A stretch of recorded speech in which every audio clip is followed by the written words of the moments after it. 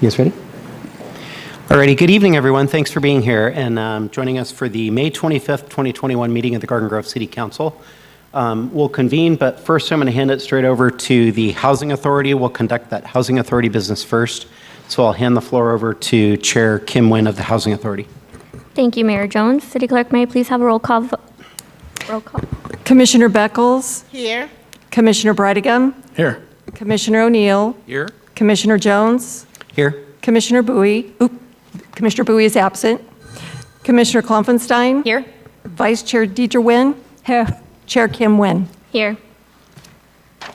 Do we have anyone wishing to speak for oral communication? We have no cards. Thank you. Moving on to consent items, we have receive and file Housing Authority status report for April 2021 and receive and file minutes from the meeting on April 27, 2021. I'll move the consent calendar. O'Neill? I second. Thank you. May I have a roll call vote? Commissioner Beckles. Yes. Commissioner Breitigam. Yes. Commissioner O'Neill. Yes. Commissioner Jones. Yes. Commissioner Klopfenstein. Yes. Vice Chair Deidre Nguyen. Yes. Chair Kim Nguyen. Yes. Motion received. 8 yes votes. Do I see any matters from any of the commissioners? Hearing none, I'll adjourn this meeting and pass it back to City Council to Mayor Jones. Alrighty, thank you. With that, we will convene the meeting of Garden Grove City Council. Madam Clerk, would you like to call roll? Councilmember Breitigam. Here. Councilmember O'Neill. Here. Councilmember Deidre Nguyen. Here. Councilmember Klopfenstein. Here. Mayor Pro Tem Kim Nguyen. Here. Mayor Jones. Here. And Councilmember Bowie is absent. Thank you. Okay, may I please ask Assistant City Manager Maria Stipe to do the invocation and then followed by Mayor Pro Tem Kim Nguyen to do the Pledge of Allegiance. Thank you, Mayor. If I could ask everybody to please stand and prepare yourselves according to your faith. Dear Heavenly Father, we ask that you would be with us tonight to empower us, refresh us, and enrich us so that we may achieve the best solutions and outcomes for our Garden Grove community. Lord, grant that in serving our community, we may also serve you. Amen. Amen.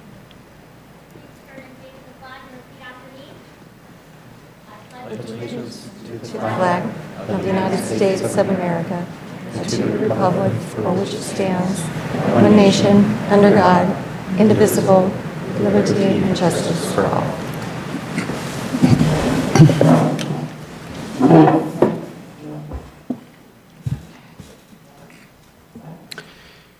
Alrighty, thank you. That takes us on to presentations, and we do have a Community Services Department update tonight presented by Community Services Director John Montanches. Good evening, Mayor and members of City Council. Tonight I want to give you a quick snapshot of Community Services' current programming and facility use, and also what we can expect come June 15th.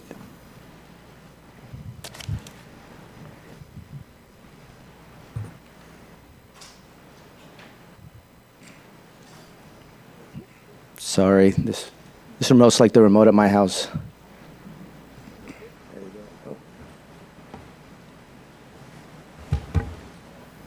No, do you mind checking on that for me real quick?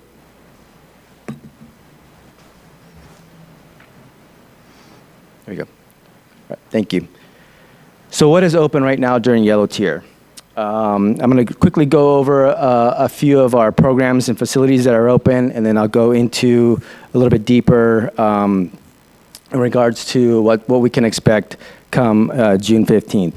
Right now, our senior center is open for our walk-up and drive-through congregate meal distribution, which at this point in time has been open throughout the entire pandemic. Our playgrounds, our park playgrounds and amenities are also open. Our ball fields, however, no tournaments are currently allowed. Our gymnasium is open for our vaccine clinics. And in our contract classes, both indoor and outdoor are going, except they're all socially distanced. Our dog park is open, as well as our family resource centers are open, but with limited programming. And then our community meeting centers We're open for city council and commission meetings, small business meetings, workshops, but currently no social events.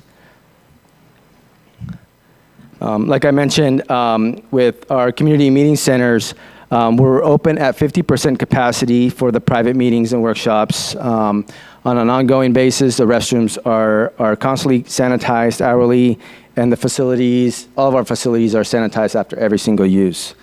Our park shelters and park buildings, they're open to, our shelters are open to no more than 50 people, and our park buildings are open to 50% capacity as well. And again, those are all cleaned after every single use.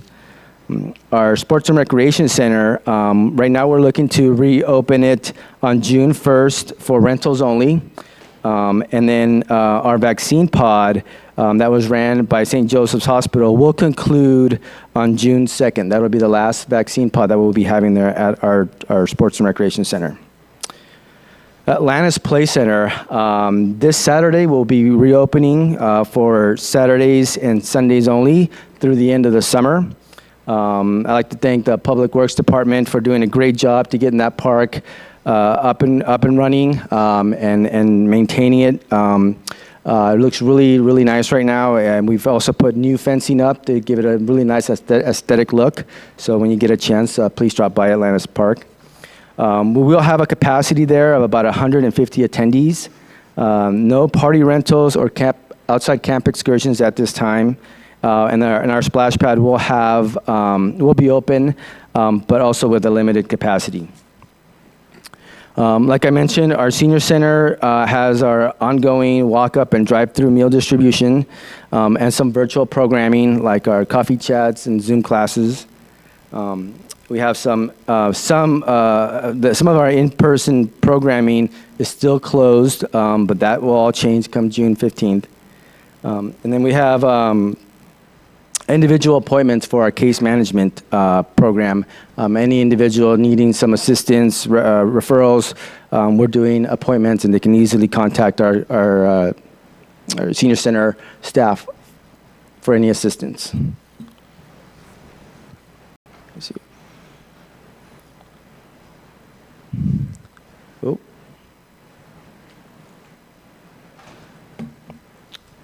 All right, I'll continue. Our family resource centers, we have some virtual programming, like our family game nights and parenting classes and workshops.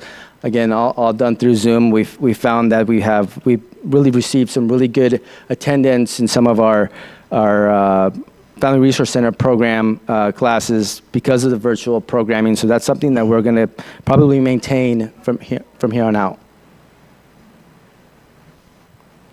Our in-person case management is right now currently at a limited capacity.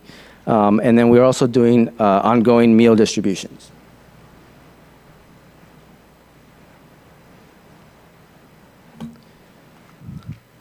So now for some of the good stuff. What's going to reopen come June 15th?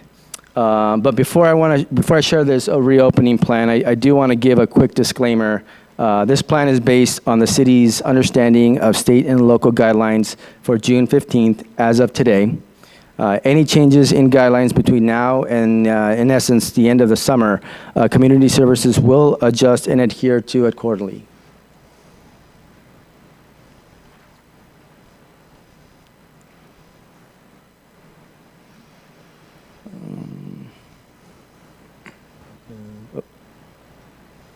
All right. Our community meeting center and courtyard centers will open to full capacity. The A and B room, which is where we're standing now, it will remain closed for social events until August. Our park shelters, park buildings, and ball fields will all open to full capacity, including tournaments.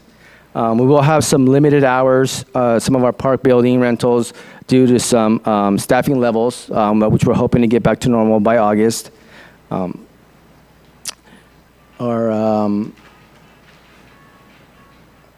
Atlantis Play Center will open to full capacity. However, it will remain closed throughout the week and only open on Saturdays and Sundays until our day camp program ends in August. Our Sports and Recreation Center will open up to full capacity, meaning our drop-in programs will resume, and our big youth program, which is our youth basketball program, will begin in the fall.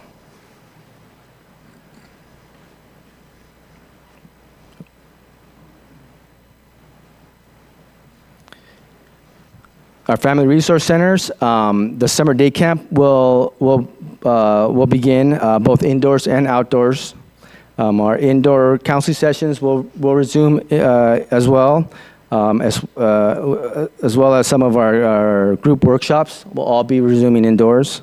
We are working on a tentative outdoor movie night. More details to come on that. And then our senior center, we are looking to reopen our senior center at a limited capacity with reservations.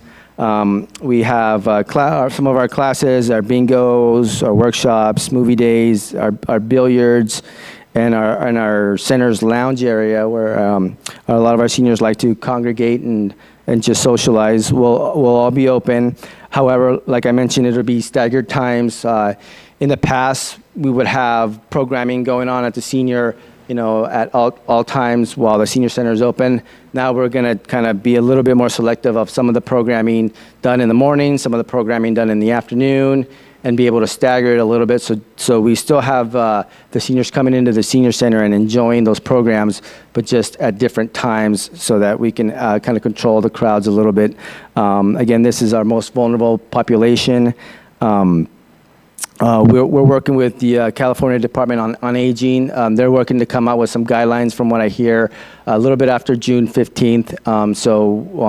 If a lot of those restrictions are kind of lifted, we'd be more than happy to open up our senior center to regular programming. But for now, again, given that they're our most vulnerable population, we're going to do our best to have them enjoy the senior center, but a little bit more staggered.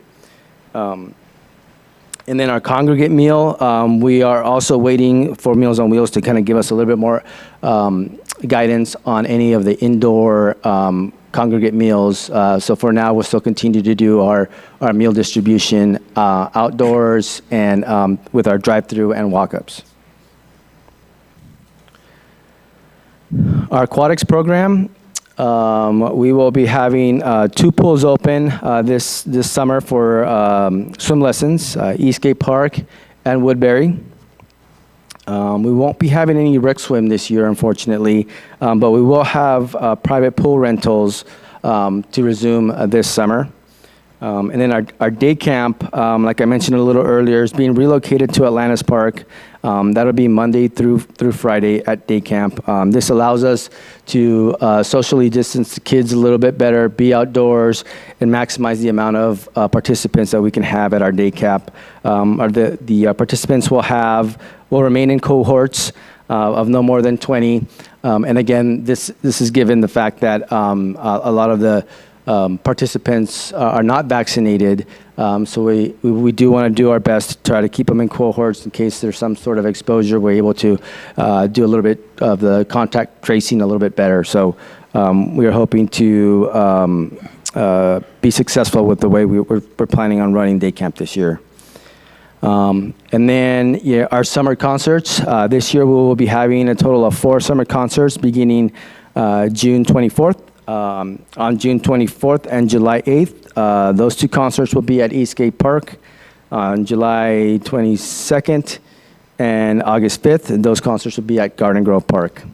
And then we'll also be having 4 movies at the park, and those will begin on July 17th, July 1st, July 15th, and July 29th, and those movies will be at Garden Grove Park.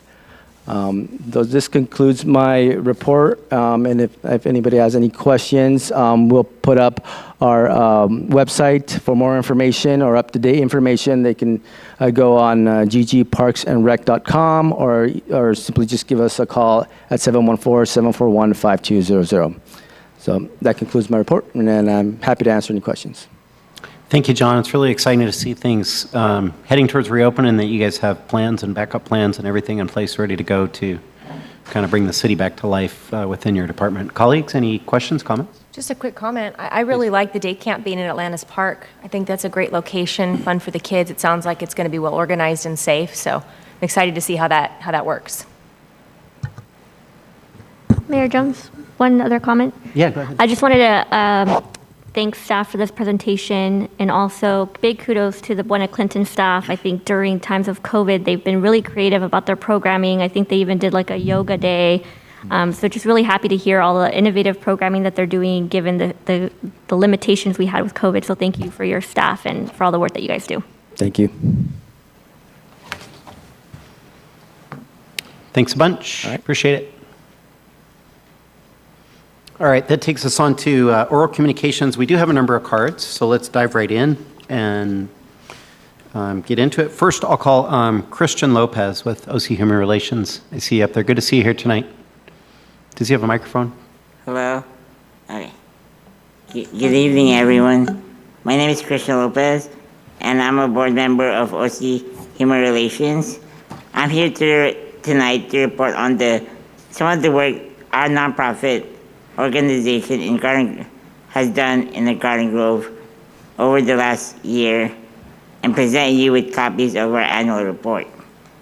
At OC Human Relations, we believe that all people have a right to live free from discrimination and violence, so we provide programs to create safe and respectful communities.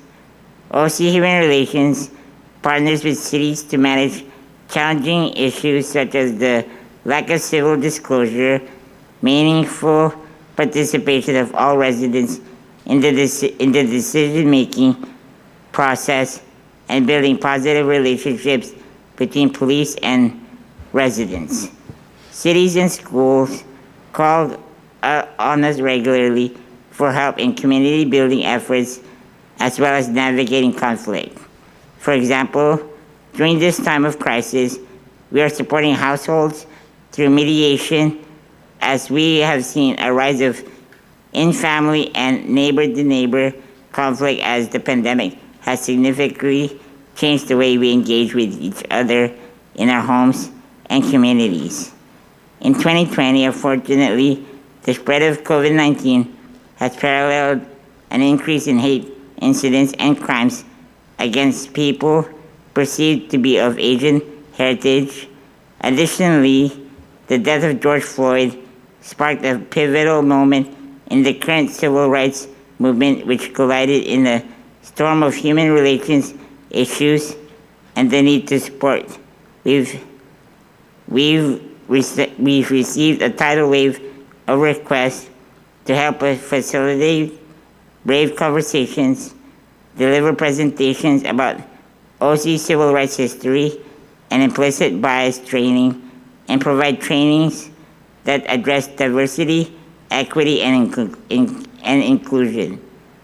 We are pleased to announce that we have created and launched Orange County Together that will offer a training series for corporate and non-profit organizations, schools, and communities during the 2021 fiscal year. In recent years, we have also worked with electeds to design and lead forums on interfaith work and civility. This support is possible in large part because of the City Dues program. This program was developed almost 30 years ago with the City Managers Association. Cities across the county can make per capita contributions to our nonprofit so that we are able to maintain our capacity to respond and support cities when needed. We hope the City of Garden Grove will not hesitate to reach out at times when our expertise can help your city. We are pleased to share how we worked with the residents in Garden Grove over our last fiscal year. We mediated 75 court intake cases, 11 community intake cases, and 1 PCRP case, police community mediation in the courts community where one of the parties was a resident of Garden Grove. In collaboration with the County of Orange, local law enforcement agencies, schools, community organizations, and residents, we documented hate crimes and incidents. And in Garden Grove, we documented 3 hate crimes and 16 hate incidents. 80 students participated in our day-long Walk in My Shoes youth symposium at UC Irvine and Cal State Fullerton, learning about respect, tolerance, and making a difference in your school and community. 2 youth attended our Human Relations Ambassadors Program, and 3 attended our Youth Leadership Institute. We worked to build a sense of community among Garden Grove residents and staff through our continual countywide hate crime education, victim outreach, and support.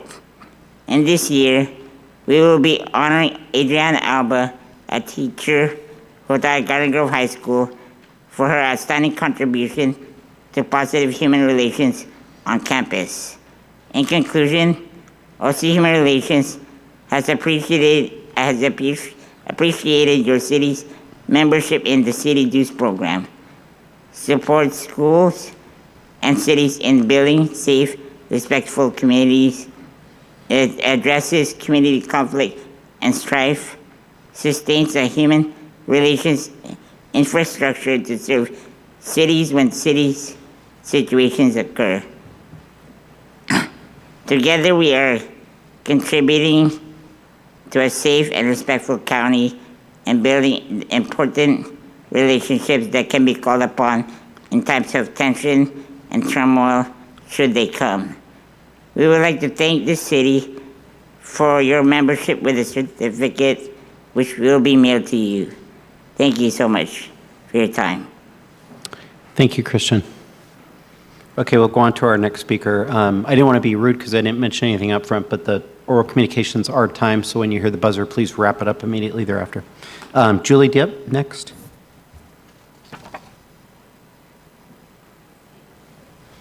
Please come up to the microphone.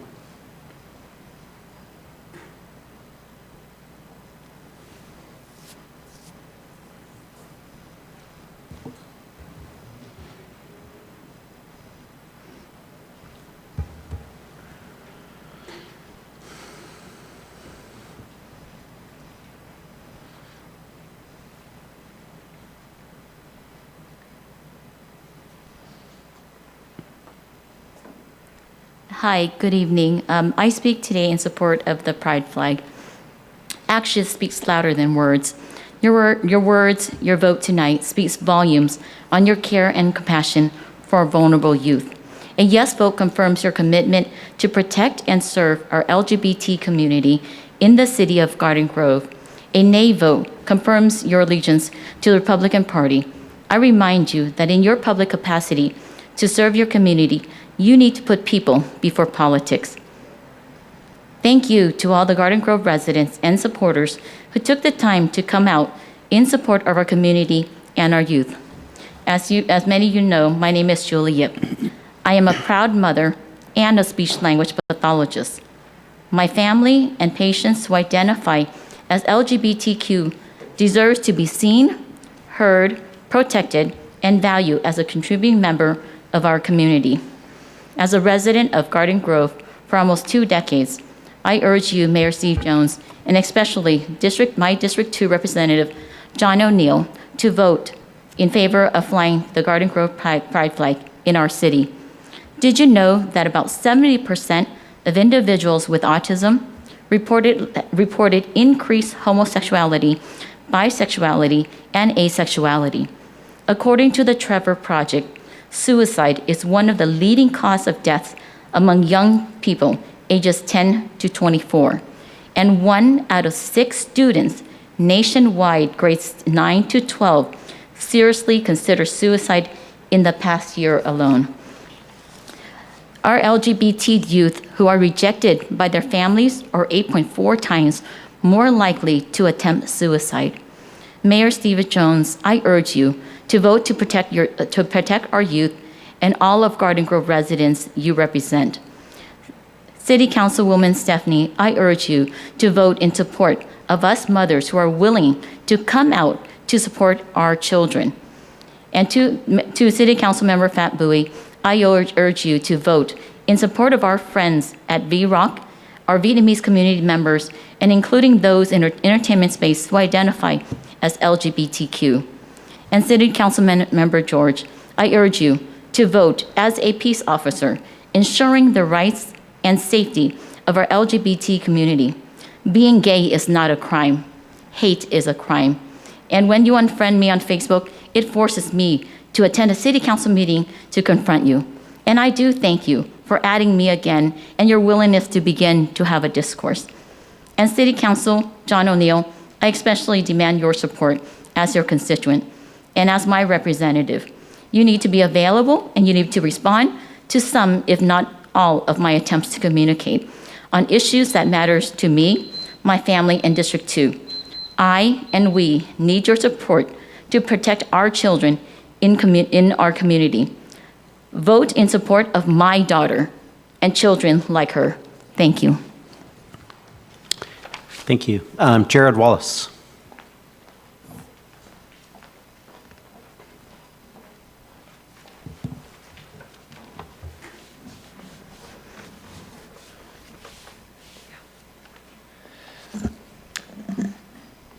Mayor, City Council members, thank you for taking time to listen to me tonight. Tonight, I wanted to ask you to surprise us. I want to ask you to surprise us because here we are 2 years later on an issue that we've already gone over, and I want to be surprised that it doesn't end up the same way as last time. I want to be surprised that it doesn't end up 2 for, 2 against, and 2 on the fence. Last time we were here, some of you brought up that you weren't supportive of putting up specifically a pride flag because of the issues that might bring up with other groups flying flags like the Communist Party. And because of that, it didn't work out and we got the pride lights. And in those 2 years since then, no one has made any moves to make a flag policy, as was brought up last time, to address that. So that tells me that that argument wasn't really why you said no. And the fact that in the past year there was a commissioner with a blue line flag in a recorded meeting and there was no reaction to that tells me that the flag is not the issue. I want to be surprised. If the city property can be used to explicitly and clearly celebrate things like Christmas and Easter and promote a series of causes that aren't directly related to city property, why cannot we explicitly and clearly celebrate Pride Month?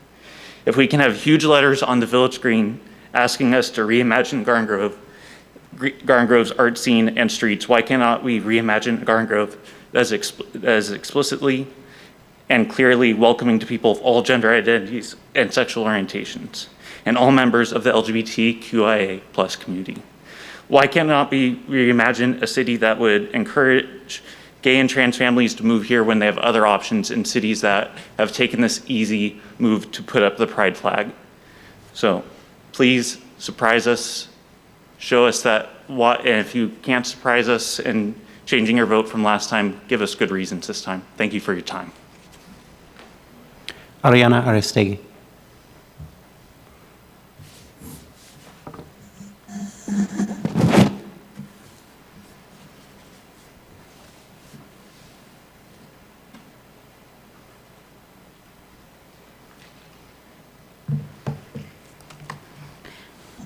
Honorable Mayor Jones, members of the City Council, I first want to start out by thanking Councilmember Kim Nguyen for bringing item 6B to the agenda. We're all here because we thought this was a done issue, as was to have been decided at the previous City Council meeting until there was some sort of disagreement, and now we are here. So I've come to have my standing date with the Garden Grove City Council, as occurs apparently every May before Pride Month. As Jared has before, I have before appeared in front of this body with regards to this issue several times. And in that time, I've managed to meet a wonderful group of people, of residents in the city. And I want to draw the attention to that group of people. It's our wonderful community. It's a coalition of people that come from West Garden Grove all the way to the neighborhoods in Buena Clinton and District 6. And this issue in particular has been something that has brought so many people in our community together, so many unlikely groups and coalitions, to come speak before you on this issue on an annual basis tirelessly. So when I stand before this body and I see all of these people that I respect and I admire, and I know that you are good people, I ask, what do you think our community feels when they are erased? When they feel that every year we have to come back and have this discussion over and over again? Mental health is an issue that is so prevalent as a result of this pandemic, but it's an issue that has been extremely prevalent in the LGBT+ community. Julie already mentioned so many statistics for us about why this is such a pressing issue. But mind you, especially coming out of this pandemic, where we have all been divided, literally isolated, and we are now having an opportunity to again come together. You see here a wonderful, broad group of people that are coming and saying, please, let us be seen. So I ask of you, let us know that we are seen here. This year, please let this be the year that we fly the pride flag. Thank you. Dan Jacobson.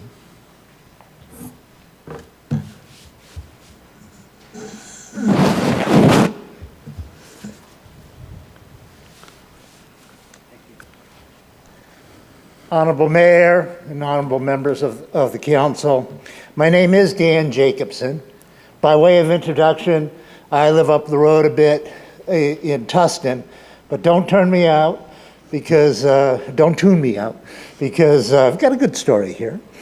Also by way of introduction, I practice law for a living.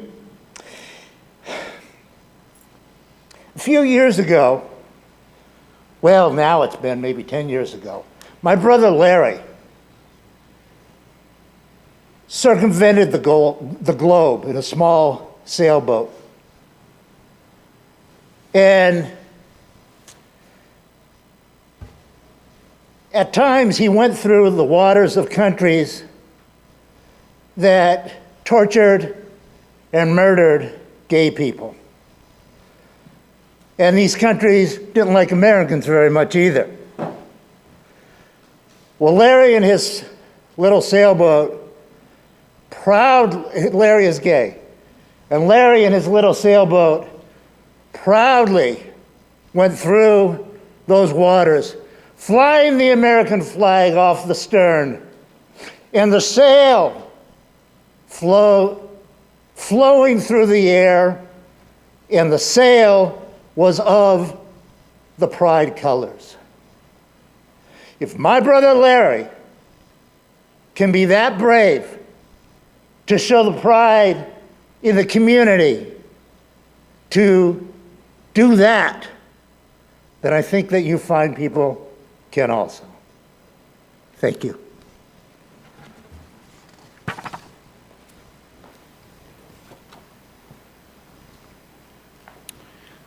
Mariko Takahashi.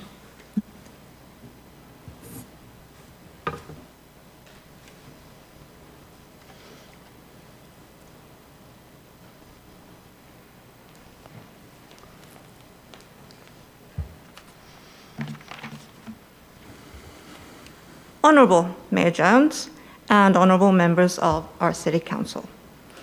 I also speak in support of the Pride flag today. My name is Mariko Takahashi. As an introduction, I am an historian by trade. I teach at several community colleges and Cal State universities in the Department of History. It was in 1963, speaking as an historian, that Bayard Rustin who was a civil rights movement person, said this: "When an individual is protesting society's refusal to acknowledge his dignity as a human being, his very act of protest confers dignity on him." I'm not the first to say this. I say this as would have my friend Chuck Jones, who couldn't be here today, who spoke at this very same spot in 2019 on the same issue. We have come a long way since that day in 1963 when Rustin spoke those words. And elsewhere, LGBTQ supporters have spoken about the wrongs done to them, their community. And so here I only give some general examples of what's happened in our very city. Entrapments by the police, vandalism against LGBT centers that didn't get addressed by the city effectively, major protests where people protesting against hate were arrested in great numbers, and so forth. Acknowledging Pride Month without the flag is the same as relegating our LGBTQ brothers and sisters to invisibility, given the history of their repression of their voices, not just in the world at large, but here in our own city. I have come now to call this Garden Grove, West Garden Grove, home for some 3 decades now. Even according to the invocation that you used at the beginning of this meeting, no human being is a mistake. I hope the council votes to fly the pride flag that proves that our city will stand for social justice. Thank you. Thank you. My win.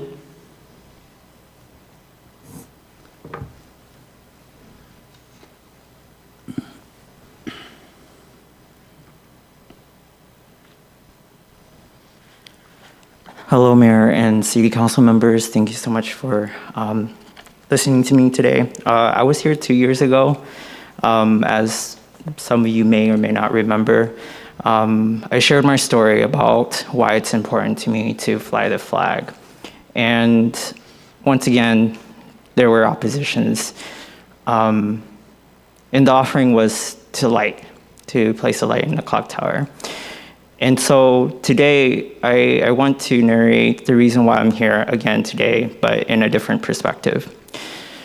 As we are very familiar with feeling of isolation during COVID, imagine how that feel times 2, times 3, times 4, times 5.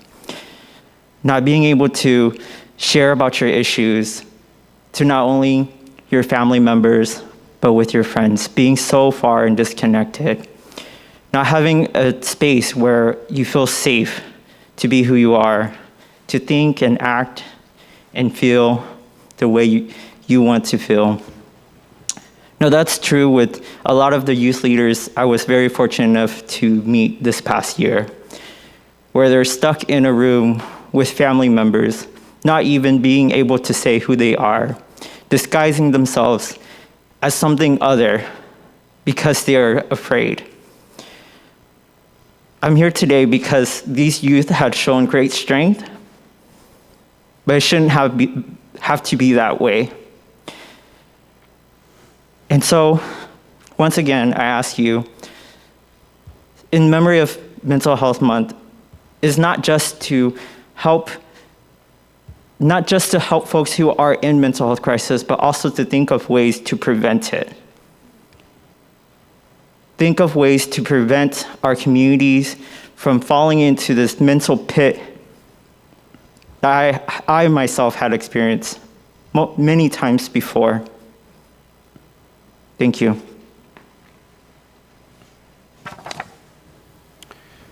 Eun Huang.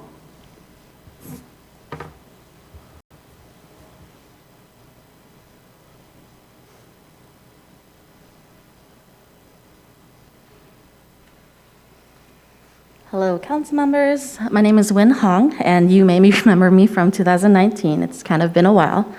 Since then, I became the executive director of Violet Rainbow of Orange County, a nonprofit located in Garden Grove that strives to create a world where everyone has the resources and agency to thrive with dignity. And since then, I had really hoped that you all would have changed. When I had heard that Garden Grove would be flying the pride flag this year, I was pretty excited. I was really excited to be able to be alive to see the pride flag flying in my hometown. And I had also received many ecstatic comments from youth and community members who were just so joyous in seeing, honestly, this tiny gesture that was just a little glimmer of hope in these really trying times. People were telling me that they were so proud that the Garden Grove City Council members moved forward to support the LGBTQ youth, family members, neighbors, and loved ones. But it doesn't seem to be the case. Look, it's been an exhausting year. Nonprofits and community-based organizations like my own are tired. We have always been climbing mountain after mountain, filling in the gaps where government, other local officials, other services do not and refuse to serve. We're tired. So let me paint you a picture for recent statistics. According to the Trevor Project 2021 research on LGBTQ mental health, 42% of LGBTQ youth have seriously considered suicide in this past year. And 75% of LGBTQ youth reported that they had faced discrimination in their life. These are stark numbers. And do you know what their nationwide research had also found?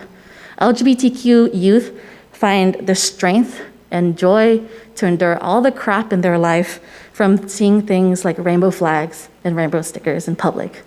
Just those tiny gestures. Flying the flag is not going to change all the problems that LGBTQ community members in Garden Grove face, but it's a tiny, tiny gesture that can make someone, just one person, feel just a little bit more seen. And so you all can keep on dragging this out. Maybe next year we'll see each other again, hopefully not, but we'll keep doing what we do, keeping our youth alive. Thank you. Please fight the flag.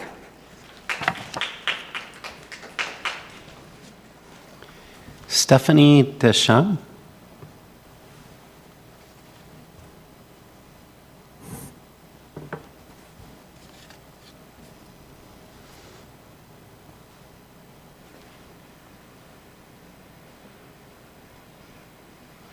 How do you pronounce your last name, and how bad did I do on that? You did just great. I'm used to all the bad. It's French, so Deschamps, but excellent for trying. So, hello everyone, good evening. My name is Stephanie Deschamps, and I'm here today to demand that you, City Council, fly that pride flag. I am actually appalled that it has taken this wonderful city, who's so diverse, this long. It's a shame. It's a shame. I work for our prestigious Garden Grove Unified School District. I am a labor leader with California School Employees Association and the International Brotherhood of Teamsters. So I work closely with Garden Grove's youth in a high school setting throughout Orange County.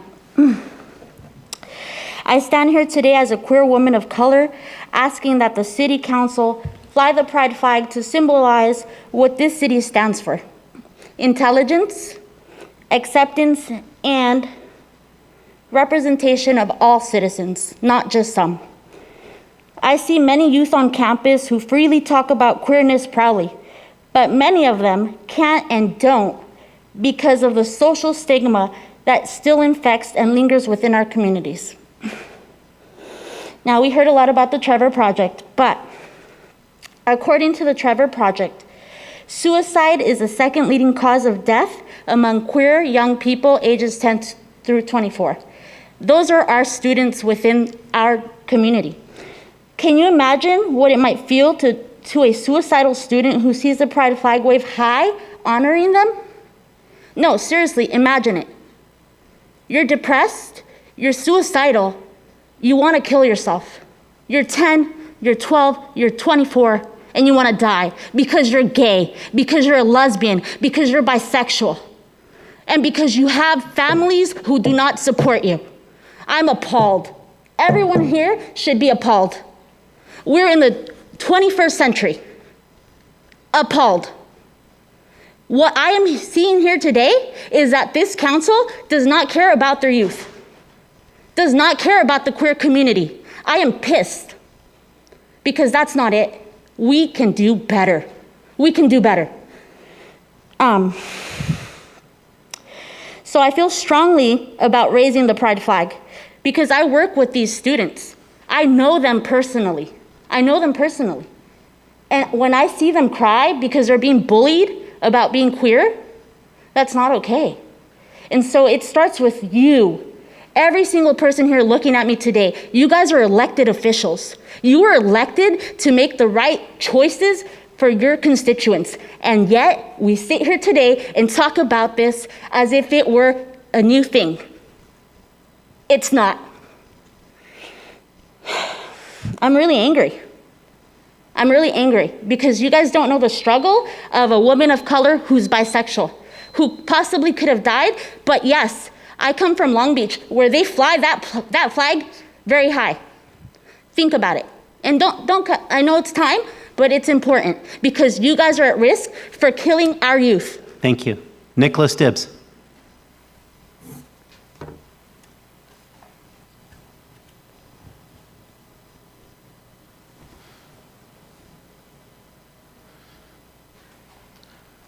Mayor Jones, members of the council, my name is Nicholas Dibbs. I've been at most of these council meetings for the last year and a half, and this is the first meeting where we've had a good turnout since the pandemic started in March of 2020. Which brings me to my first request, which I keep repeating over and over again, but apparently we can't get 4 people up there to agree to do something which makes sense, which is to have transparency. That is, you force everybody to have to come down here to be on the public record, whereas from March of 2020 to March of 2021, you could submit an email and it would go in the public record on the city's website so everybody could see it. So let's improve civic engagement by allowing the citizens of this city who can't, for whatever reason, come down here in person to be able to continue what we did for about a year from March of 2020 to March of 21, to have their submit comment to the city clerk so it goes on the webpage so that they can be heard by the community. Now that's one item. The next one is, as you know, before the pandemic, I've been speaking out on the issues of mental health. I've been a teacher and worked in Garden Grove Unified for over 16 years. I've been saying we need a youth commission or a youth advisory commission to deal with these issues of mental health and wellness. And it got put off to the recreation department. So I'm asking you again to establish a youth advisory commission because I've been saying for about 2 years or more that suicide is the second leading cause of death among young people. And by the way, I heard today that among police officers, more police officers die of suicide than they do of on the job, being killed on the job.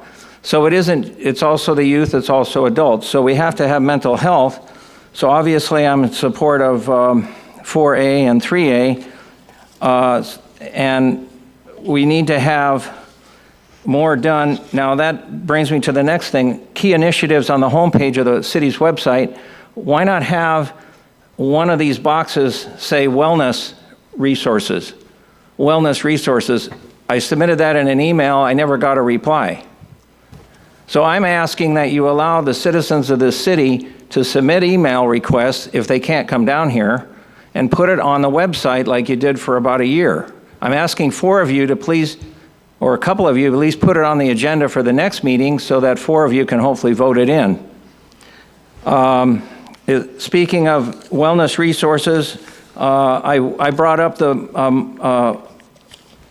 the issue of Be Well OC before you folks even heard about it. Okay, I'm glad you're going to do that partnership. So there's more on here, but I'm running out of time. So injustice against one is injustice against all. Let's be fair to everybody. Thank you. Thank you. Stephanie Wade.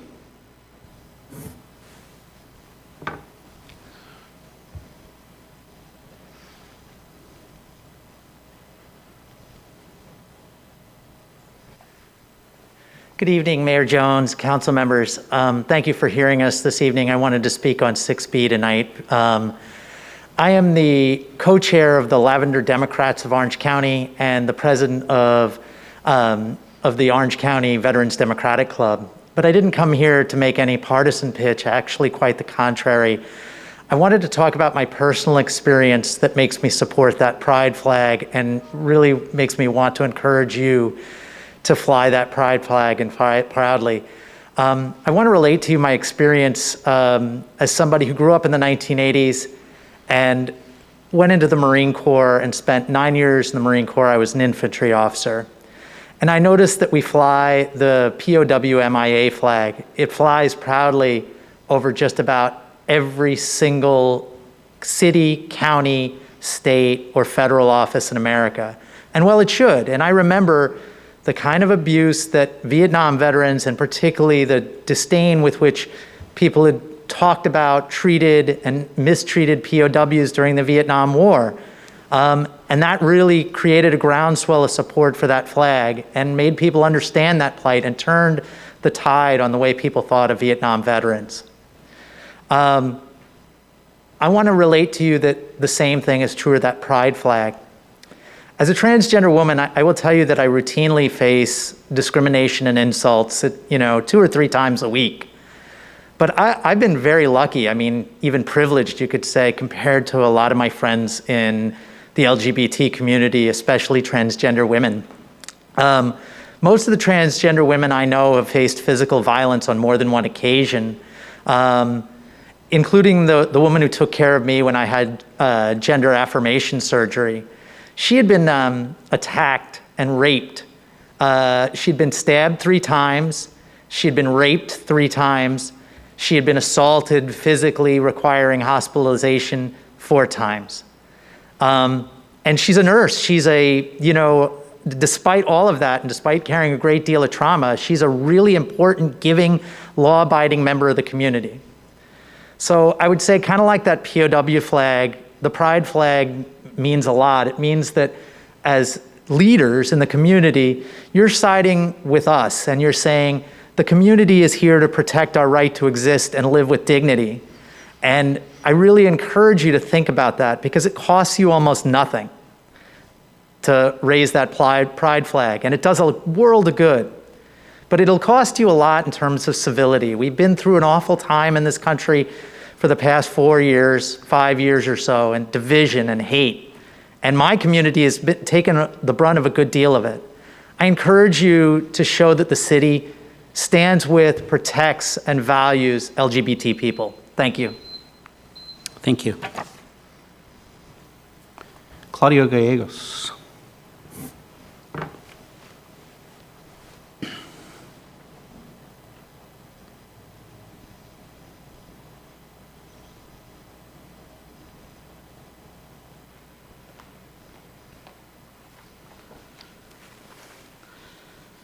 Good evening, Mayor Steve Jones and Honorable City Council. I come here on behalf of Congressman Lou Correa. I write to you in strong support of the item 6B on your council agenda this evening regarding the posting of the LGBTQ Pride banner at the clock tower in conjunction with Pride Month. I ask you to approve this item and post the banner in addition to lighting the clock tower in the colors of the banner. The LGBTQ community has long been marginalized. This is not just a civil rights issue, but a human rights issue. Past violence against the LGBTQ community, where they have been denied basic human rights, is a wrong that should be corrected.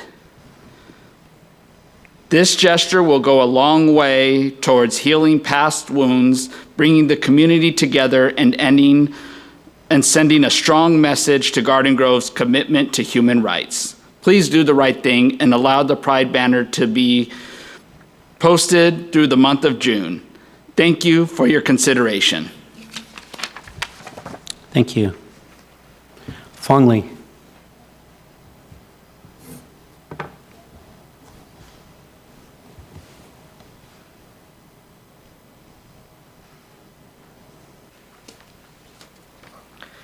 Good evening, Honorable Mayor and Council members. I'm here on behalf of Congressman Alan Lowenthal, representing the 47th Congressional District, including the City of Garden Grove, to read a statement in support of item 6B, in support of LGBT Pride Month proclamation in the City of Garden Grove and the display of the Pride banner at Garden Grove Clock Tower. The annual nationwide celebration of Pride Month in June serves to recognize the impact that lesbian, gay, bisexual, transgender, and queer Americans have had on our society locally, nationally, and internationally. It is also a time to remember all those members of the community who have lost their lives to hate crimes and to HIV/AIDS. The celebration of Pride Month first began to honor the 1969 Stonewall Uprising in Manhattan, New York, and has now become a celebration of equal rights for LGBTQ individuals around the world. Similarly, the rainbow flag or the Pride flag, originally in San Francisco, has been an international symbol for the diverse LGBTQ community and its social movements. I'm honored to represent one of our nation's largest LGBTQ communities in my district. In 2013, on the same day that the United States Supreme Court heard arguments regarding the constitutionality of California Proposition 8 on marriage equality, I began displaying the rainbow pride flag outside my Washington, D.C. office, possibly the first member of Congress to ever display the flag in the halls of congressional offices. As we celebrate Pride Month, let us reflect on the history of the struggle for equal rights of the LGBTQ community, from discriminatory criminal laws to police harassment, and many more unequal treatments. As we strive to form a more perfect union and to fulfill our solemn pledge of one nation, under God, indivisible, with liberty and justice for all, let us honor the history of LGBTQ Americans by recognizing Pride Month and the display of the Pride flag. I respectfully urge the mayor and council members to support the proclamation and the item 6B. Thank you.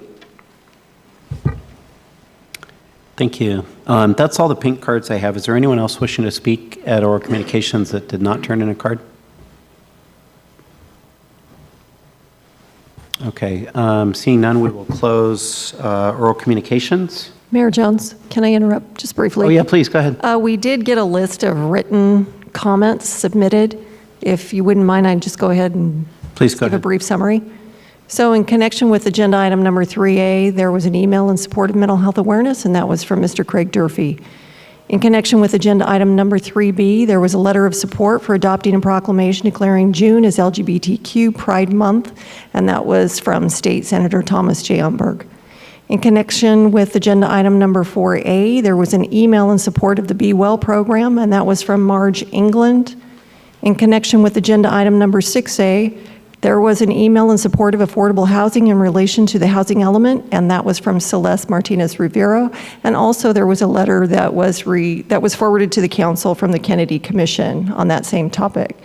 In connection with agenda item number 6B, there were letters and emails supporting a pride banner at the clock tower, and that was from State Senator Thomas J. Umberg, City of Santa Ana Mayor Pro Tem David Penalosa, Sean Dow, Connie Notran, Ashley Dow, Lindsay Lefebvre, Anna Lee, Leslie Rivera, Claudia Mendez, Mariko Takahashi, Carolina Hall, Adrian Melendez, Lucy Santillan, Elizabeth Poole, Robert Tucker, Christopher Grayson, Adriana Ramos, Julie Deep, a concerned citizen, Jacqueline Tu, Nguyen Tran, Brandy Rodriguez, Lisa Solicito, Johnny Gonzalez, Catherine Din, Jessica Gomez, Sean Vucan, Amy Monahan, Lenny Nguyen, Tiffany Kanata, a citizen, Johnny Maldonado, Dewey Nguyen Amigo, Celeste Martinez Rivero, and there was also an email opposing any special interest banner at the clock tower or any city-owned public property, and that was from Sherry and Randy Williams,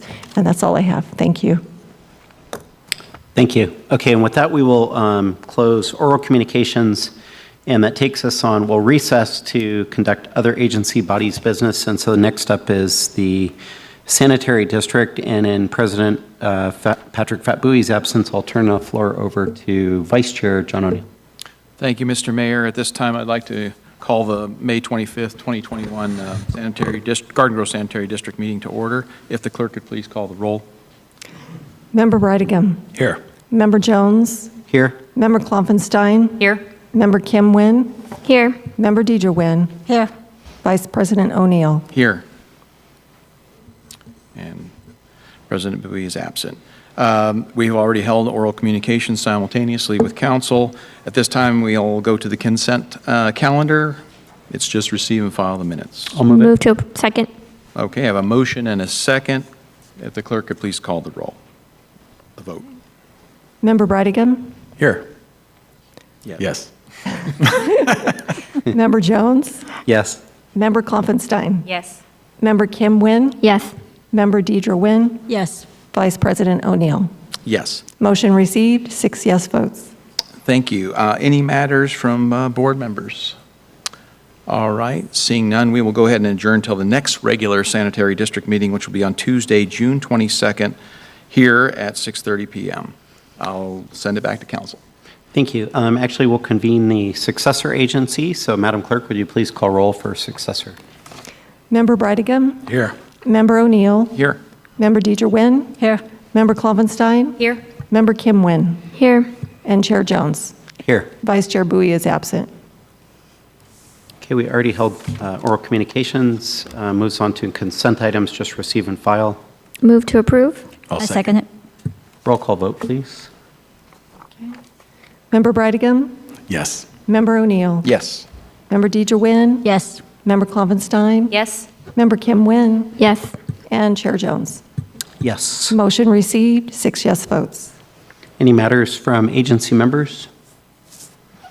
All right, seeing none, we will adjourn and reconvene Garden Grove City Council. That takes us on to consent items.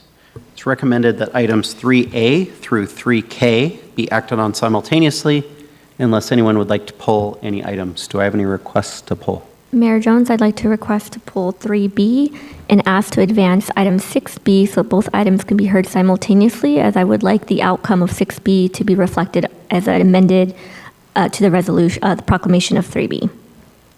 Okay, any other polls? I'll second. Roll call vote, please, for the balance. Councilmember Brightigam. Yes. Councilmember O'Neill. Yes. Councilmember Deidre Nguyen. Yes. Councilmember Klopfenstein. Yes.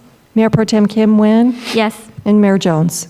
Yes. Motion received, 6 yes votes. Okay, that takes us back to item 3B as pulled by Mayor Pro Tem Kim Nguyen, but 1 second, can I ask just for kind of a point of order from legal counsel about how we do that? Yes, if the chair, in this case the mayor, agrees to bring both items together and discuss them together, that is the prerogative of the chair, or a majority of the council can also vote to do the same. So we're allowed to hear them together, or to? Okay. Yes, you're allowed to bring the items up. Okay, so what we'll do is we'll bring forth matters from council item 6B into discussion along with 3B. Thank you. I guess that's my cue to start it off. At the last meeting on May 11th, during matters from council members, I requested that we place a banner, a pride banner at the clock tower as to draw a correlation with the rainbow lights that are lit at the clock tower. As there is no solid surface for the lights to reflect, it's kind of hard to tell that it's a rainbow. So I wanted to have the banner placed as a way for folks driving by or walking by to draw that correlation. Per staff direction, if there was no objection, there was no formal action needed to proceed. At that time, there was no objection. A few days later, there was some objection, and so now I've had to formally place it on the agenda for discussion. I'm not sure who wants to lead that discussion since I was not an objection to the item, but I will just again clarify that I'm asking that a pride banner be placed at the clock tower through the month of June. And whatever the result of this discussion is, I'd like to see that reflected in the proclamation for June as Pride Month.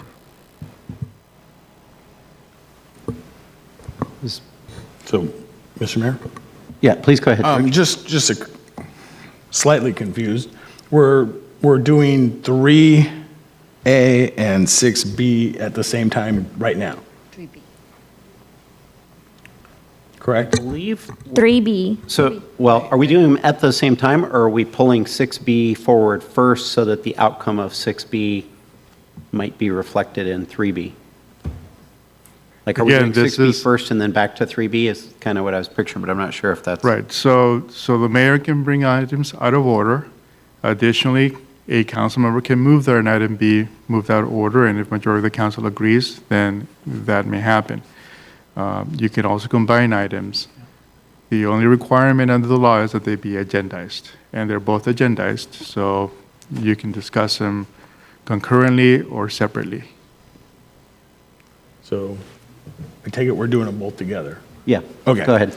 Yeah, honestly, at the last meeting, sitting there, I don't think everybody was a little surprised at the end there from the way it was brought up. You know, everybody on this council knows our procedures and the way we do things. And the reason we do them that way is for transparency. So the public knows what we're doing. They have the ability, like they did tonight, to come and comment. We have the ability to discuss it, and then we vote on it. And, you know, when somebody tries to circumvent that process, it puts into question the validity of this dais. And, you know, people rightfully see through that kind of nonsense. You know, there was never... And the issue here really isn't about the flag, I'm pretty sure. The issue here is about the policy that was followed last time. Is it legal? Probably. Is it ethical? Definitely not. We don't just surprise things and throw it under the rug and do things under the cover of darkness in this city. We do it with full transparency, full accountability, and everybody gets a voice in it. So I wasn't the one that started the I guess the negative campaign or the anti-campaign, but I do see the process as being an important thing of being violated here. So I'm glad that it's agendized tonight so it can be done properly. 2 years ago, the intent of lighting the clock tower was not to diminish the LGBT community. It was to do something better. All right, and I guess that got lost in the translation because the lights are kind of small and it maybe didn't make as a big of an impact as what we thought it was. But everybody there 2 years ago was excited and happy. Everybody that was here, you know, were here 2 years ago, they came out, they wanted pictures, they were giving speeches. It was, you know, everybody was happy about it. So to think 2 years later that the very same people that sat on that unanimous decision might simply want to do away with it. And so we run to social media and we put out negative stuff saying, oh, so-and-so is a bad person and blah, blah, blah, blah, to cover their own misdeeds of policy and following the proper protocols that we have established in this dais. I think that's shameful. I really feel bad for all these folks that had to come out here tonight, needlessly, in my opinion. People from Long Beach, people from Tustin, people from everywhere, all over Garden Grove, because they were told that there was some kind of war that needed to be fought or some kind of battle that needed to be fought. And quite frankly, I don't see it. So, you know, that's my only concern is we need to do things under the cover of daylight, not in the back rooms like things used to be done in this city, not under the cover of darkness, not surprising everyone at the end. Matter of fact, it even surprised our media person here. He put an article in the newspaper saying it was a done deal because it confused so many people. Again, was it legal? Questionable. Maybe, maybe not. I totally question the legal theory that silence equals consent. If that were true, there'd be a lot fewer rapists in the prisons today. It does not equal consent. And so with that being said, I've said my piece. I don't think there's an issue involving the actual thing that's on the agenda. I think the issue was specifically policy violation and a person trying to cover it up by pointing a finger at other people.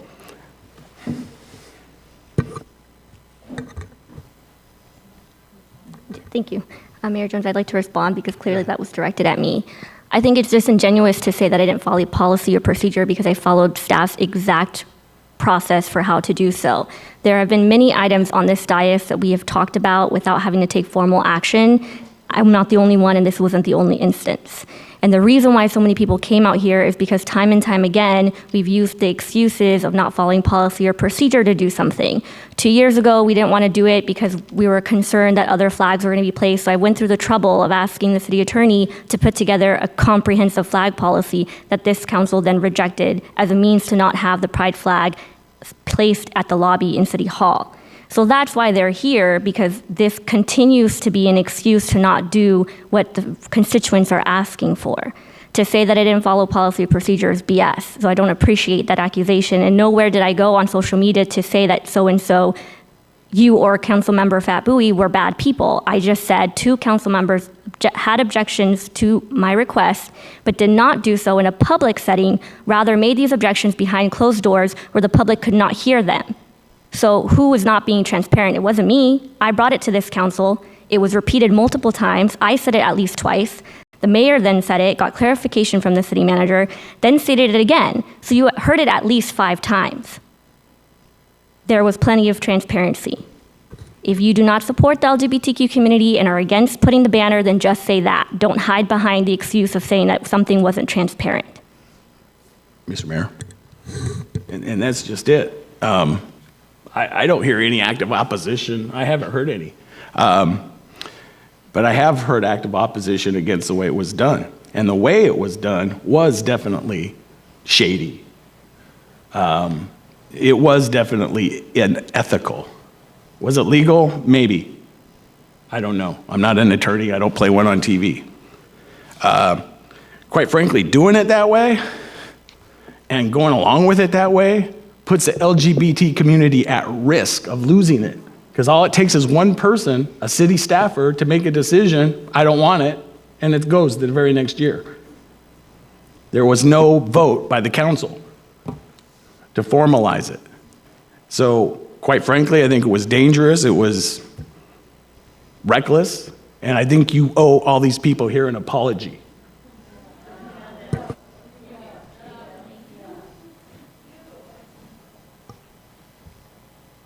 Stephanie, go ahead.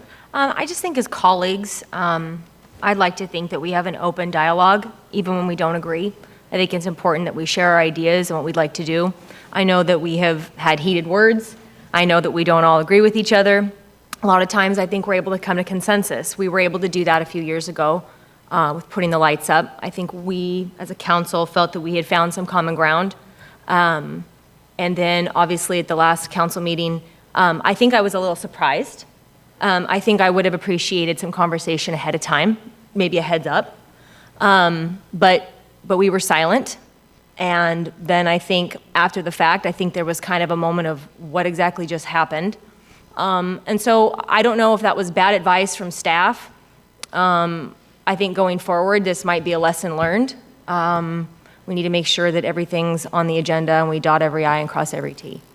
And I hope that we can do that moving forward and just continue to be more communicative and transparent.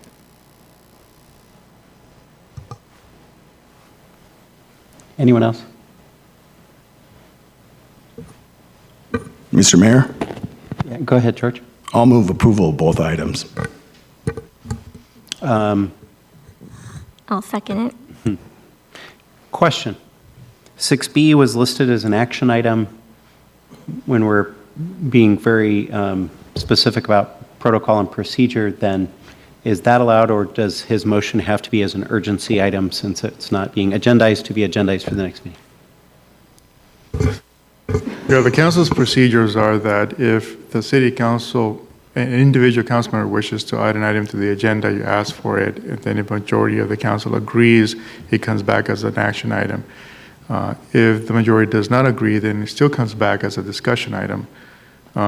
In this case, it technically is a discussion item, but Councilmember Kim Nguyen asked that it be agendized as an action item for the council to have the opportunity to waive its own policies and procedures. These are not municipal code laws. These are just procedures that the council adopted for its own conduct of business. So the city council has in the past waived the requirement that it be heard over 2 meetings, and it's, if there's no objection, but then if there's no objection, you can move forward, or you can take a separate action to waive the procedural requirement, and as an urgency item, you can move it tonight.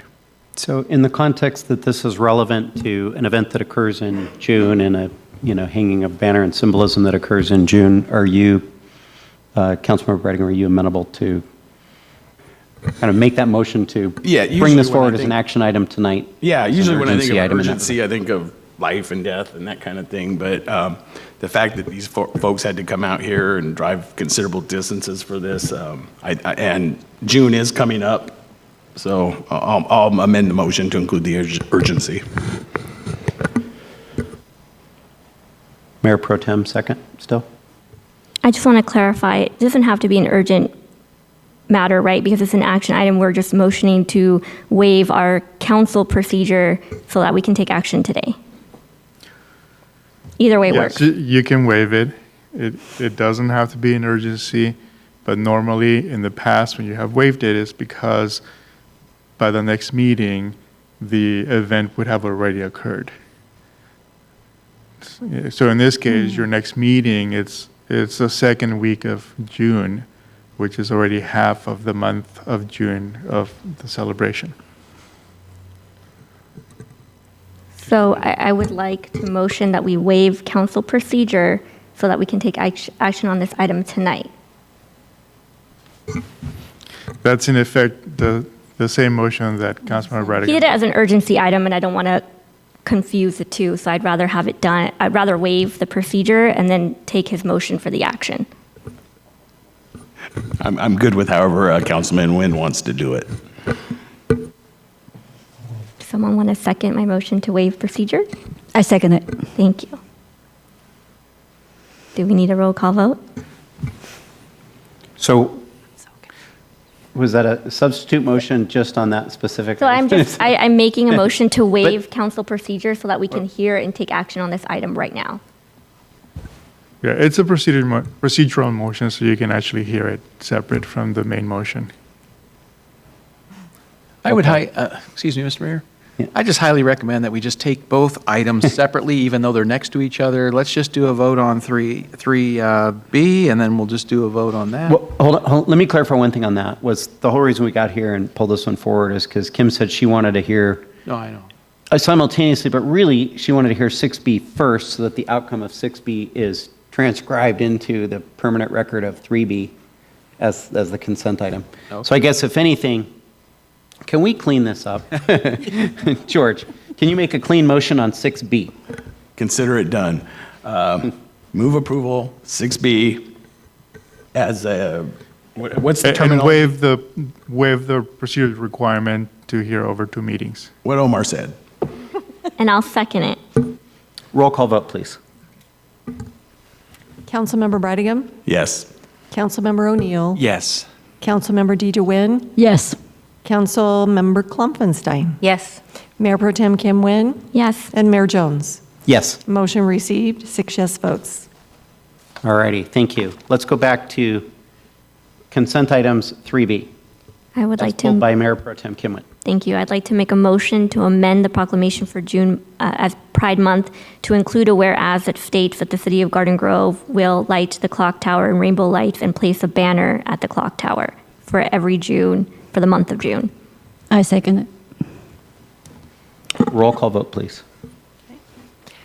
Councilmember Bridegan, Yes. Councilmember O'Neill, Yes. Councilmember Deidre Nguyen, Yes. Councilmember Klopfenstein, Yes. Mayor Pro Tem Kim Nguyen, Yes. and Mayor Jones. Yes. Motion received, 6 yes votes. All righty, thank you.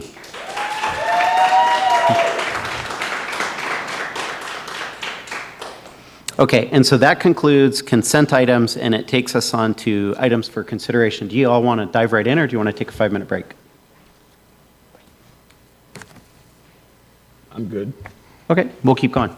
So items for consideration 4A, and this is an approval of an agreement with Be Well OC.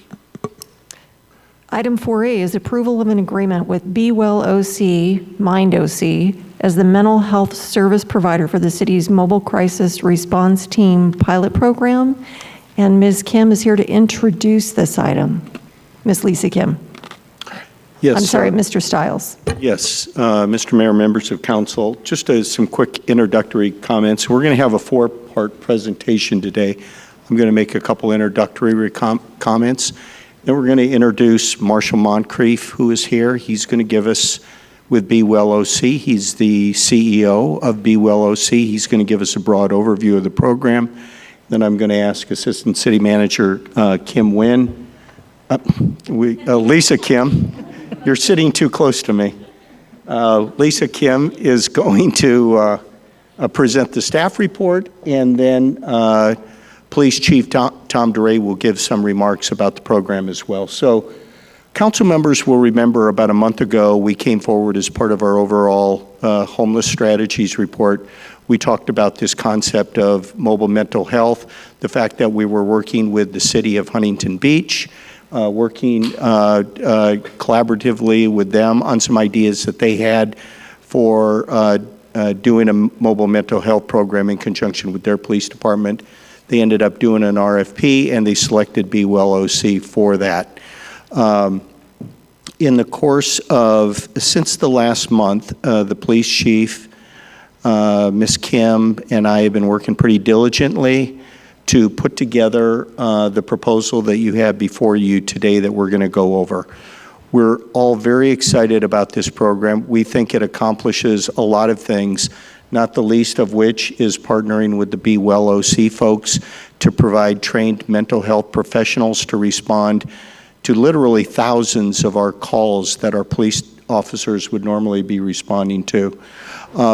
And secondly, it also has the added benefit of freeing up our officers to be out in the community much more to do proactive community policing and giving them more flexibility to do the work that they're doing. So we're really excited about this. So we're going to go through all the details of it, and I'll begin by turning the program over to Mr. Moncrief. Hi, good evening, council members of Garden Grove. Thank you very much for having us. I'm Marshall Moncrief, the CEO of Be Well OC. And with me is Ben Adam Clymer and Anthony Delgado. They're part of the Be Well team and oversee our mobile crisis response program. I wanted to talk to you for just a second about Be Well Orange County overall. I'll keep it relatively brief, but I would like to set some context. Ben Adam, maybe if you can go to the other slide there. I've been working in the Orange County hospitals overseeing mental health across the Orange County hospitals for about 20 years. That includes St. Joseph, St. Jude's, Mission Hospital, and Hoag. That also includes mental health treatment that occurs in the emergency departments. And so from that role, from that vantage point, I've had a good opportunity to see the mental health crises of most of our community in Orange County. And this is something that doesn't discriminate. I've had a good opportunity to get to know the brave men and women of law enforcement and our emergency services who deal with these things on the front lines all the time. And so I'm really appreciative of Garden Grove for this leadership and stepping into something that's long been needed in the community. Thank you very much. What you're seeing here on the screen, I'll just keep it somewhat brief. On the left-hand side, you're seeing what the community looks like today with respect to mental health services. Mental health impacts every sector of the community, and every sector is trying to respond to the best they can through the narrow resources and scope of view that they have. And the human beings that are impacted by mental health are scattered around under different categories, whether they're insured or uninsured, publicly insured or commercially, and whatever their acuity levels might need to be.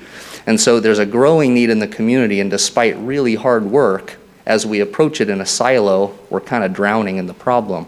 So what Be Well Orange County is all about is rallying the whole community, organizing our efforts around a specific, blueprint that we have pictured in the middle, so that we can come out the other side of this as a more unified ecosystem, an intentional coordinated system of mental health for the entire community, regardless of your payer status or your clinical acuity. That's the role of Be Well Orange County right now. You can move forward. There's 4 specific things that we're building in public-private partnership. This is unique in the state, and it's unique across the country, because we have otherwise competitive health systems, like many of those I named, coming together in partnership with the county, coming together in partnership with, in this case, cities, coming together in partnership with health plans to actualize an infrastructure for mental health that we've long needed in this community. And so you'll see one of those is regional campuses. So we just finished our first campus. It's in the city of Orange. It's a 60,000 square foot mental health hospital with co-investment by 4 of the nonprofit hospitals, the County of Orange and Cal Optima. That hasn't been done in any area of healthcare in Orange County before, but it's happening now for mental health because the need is so significant. We've got to come together if we're going to resolve it. The other thing that you'll see on the front side of that campus is a mobile program. And so we envision in this future state an infrastructure that allows for a mobile team to go out into the community. Mr. Stiles, you actually articulated it perfectly, and alleviate the pressure currently borne by law enforcement and emergency services, that's designed with the clinical training and the bandwidth to meet the needs of the community in community where they are, with sensitivity to who they are. And so that's what this mobile crisis program is all about. So we really appreciate the opportunity to be here, talk with you a little bit about it. Ben Adam, who's our manager of the implementation of the program, and Tony Delgado, who's our program director. We're going to walk you through what this program is. We'll try to keep it relatively concise, but we do want to give you a depth of understanding at the same time, and certainly welcome questions along the way. So thank you very much, and Ben Adam. Hello, my name is Ben Adam Clymer. Really grateful to be here and thankful for all of your attention and all of your attention as well. So I worked in Eugene, Oregon with this group for 5 years called Cahoots. And a lot of people are going, hey, this Cahoots program seems pretty cool. What is it exactly? And what you see here in this photo is really what it is at its root. It's a little dark up there, so I'm sorry for you all folks. But there's a young man, his name is Christian, he's an EMT, and this young woman, Ashley, they're just checking on this person here who's sleeping out on the street. And somebody probably called, said, hey, I saw someone sleeping on the street. It's dark, it's cold. Somebody go check on them.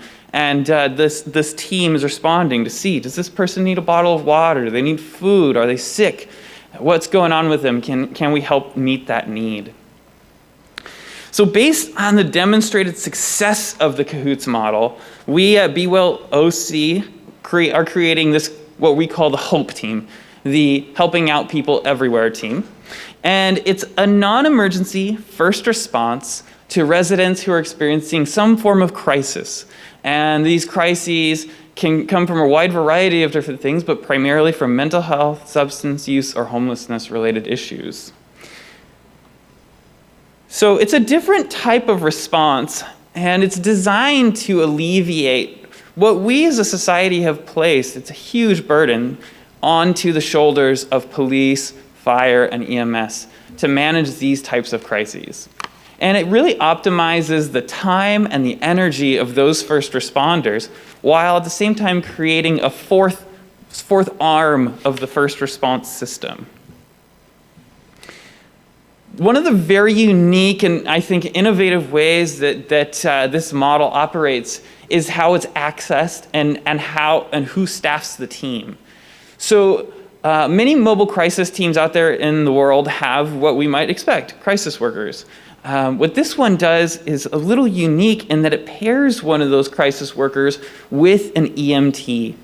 So the crisis worker is there to manage somebody who's escalated, do some mediation, do some suicide assessment. But what if that person seems to be intoxicated, but they actually are just hypoglycemic?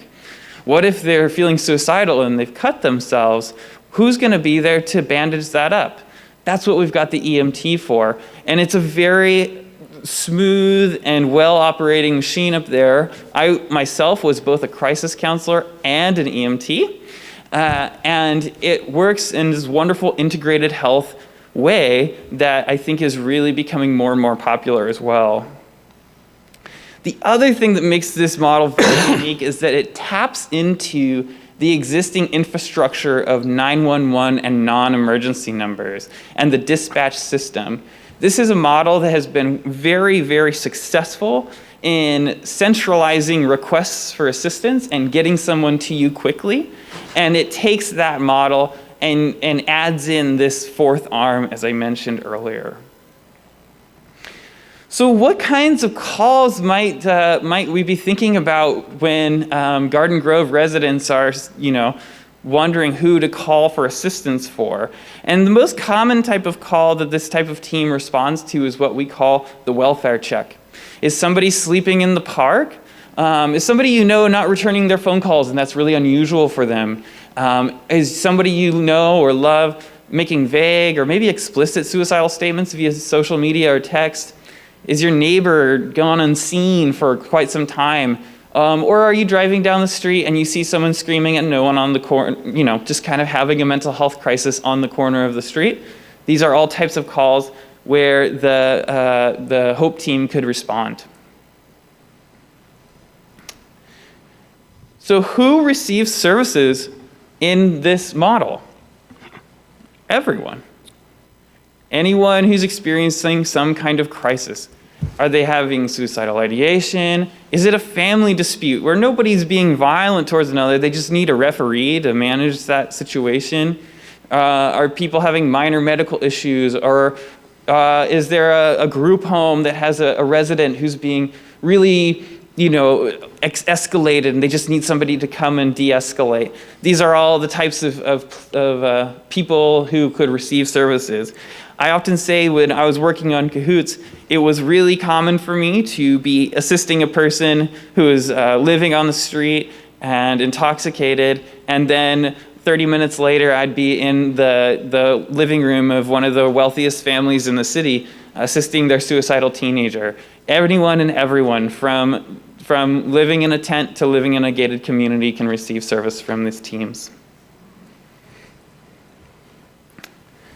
So the most common types of interventions that the team performs are, as I mentioned, crisis de-escalation, conflict mediation, welfare checks, referrals to ongoing care. I think that is one of the huge pieces of this team, because not only is this team going to be able to refer people out to other places, they are going to say, you know what?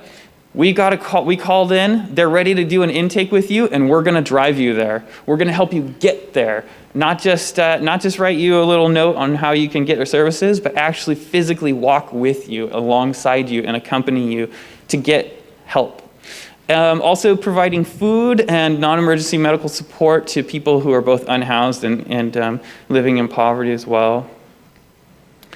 So Garden Grove PD has identified almost 14,500 calls. That's a lot of calls that would probably fit in with a mobile crisis response. And so our goal is really to benefit the police by relieving them of the time and the energy that's currently dedicated to these calls. Because not only are they going to a lot of calls, but these calls often can take a long time to resolve. And so this is both a call, lowerer for them, but also a time saver as well. So the goal of HOPE is to prevent, ultimately, emergency room visits as well, unnecessary ones. And the goal is also going to be to focus on collaboration with emergency medical services. And ultimately, we understand that as we come in and start running Hope, whether it be Huntington Beach, Garden Grove, or other cities in Orange County, that we're going to be learning and that we're going to be working alongside of our first response partners to really develop this team and make sure that it's doing quite well for your community. And finally, this is community-informed care, culturally sensitive in order to deliver person-centered care. The model is going to be centered on embedding staff who reflect this community's diversity. And we understand that Garden Grove is one of the most diverse cities in the county, maybe even the country. And this model also utilizes the internal, cultural, and community resources of the person in crisis to resolve the crisis. This is really based around the idea that we're not going to go to somebody and fix them. We're not going to go to somebody and push our idea of what they need onto them, but rather to sit with them, support them, and identify the things within themselves and within their community that can help them in the midst of this hard and difficult distress. So thank you so much for this opportunity. We're ecstatic to be able to provide these services, and thank you for this opportunity to present to you as well.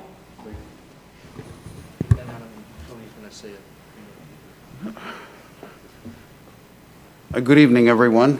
Good evening to everyone in the audience, and thank you for the opportunity. As the director of the Mobile Crisis Team, I actually wanted to give you some confidence in who I am and what my background is and what I bring to the table.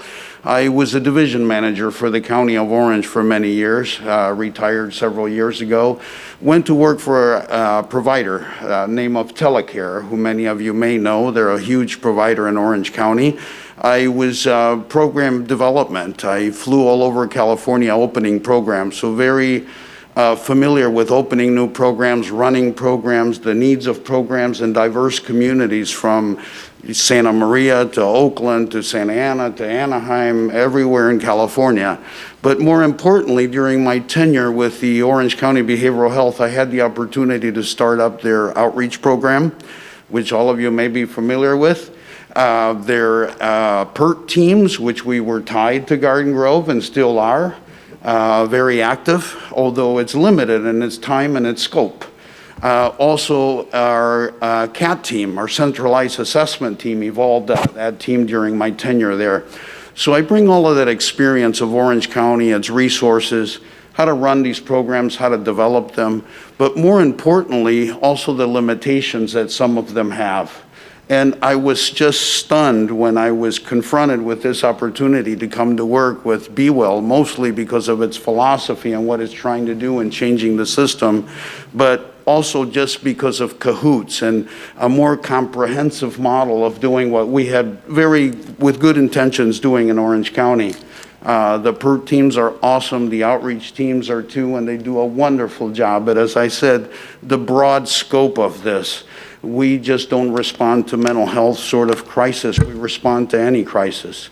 So just want to tell you from my perspective how sold I am on the program and what my experience is and the expertise I bring to run the programs.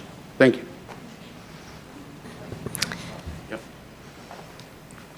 Thank you, Marshall. Thank you all. Yep. Thank you, Marshall. Thank you, Ben and Anthony, for those wonderful remarks and really a comprehensive overview of the Be Well OC program. And I think they have highlighted my entire staff report, so I'm going to narrow it down to the 30 seconds of the remarks that I do have left, so if Mayor and Council will indulge that.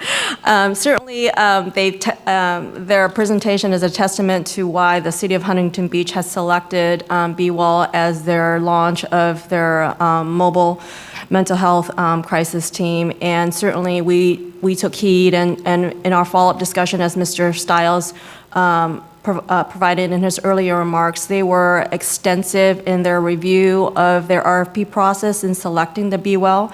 certainly that concurs with staff's recommendation this evening.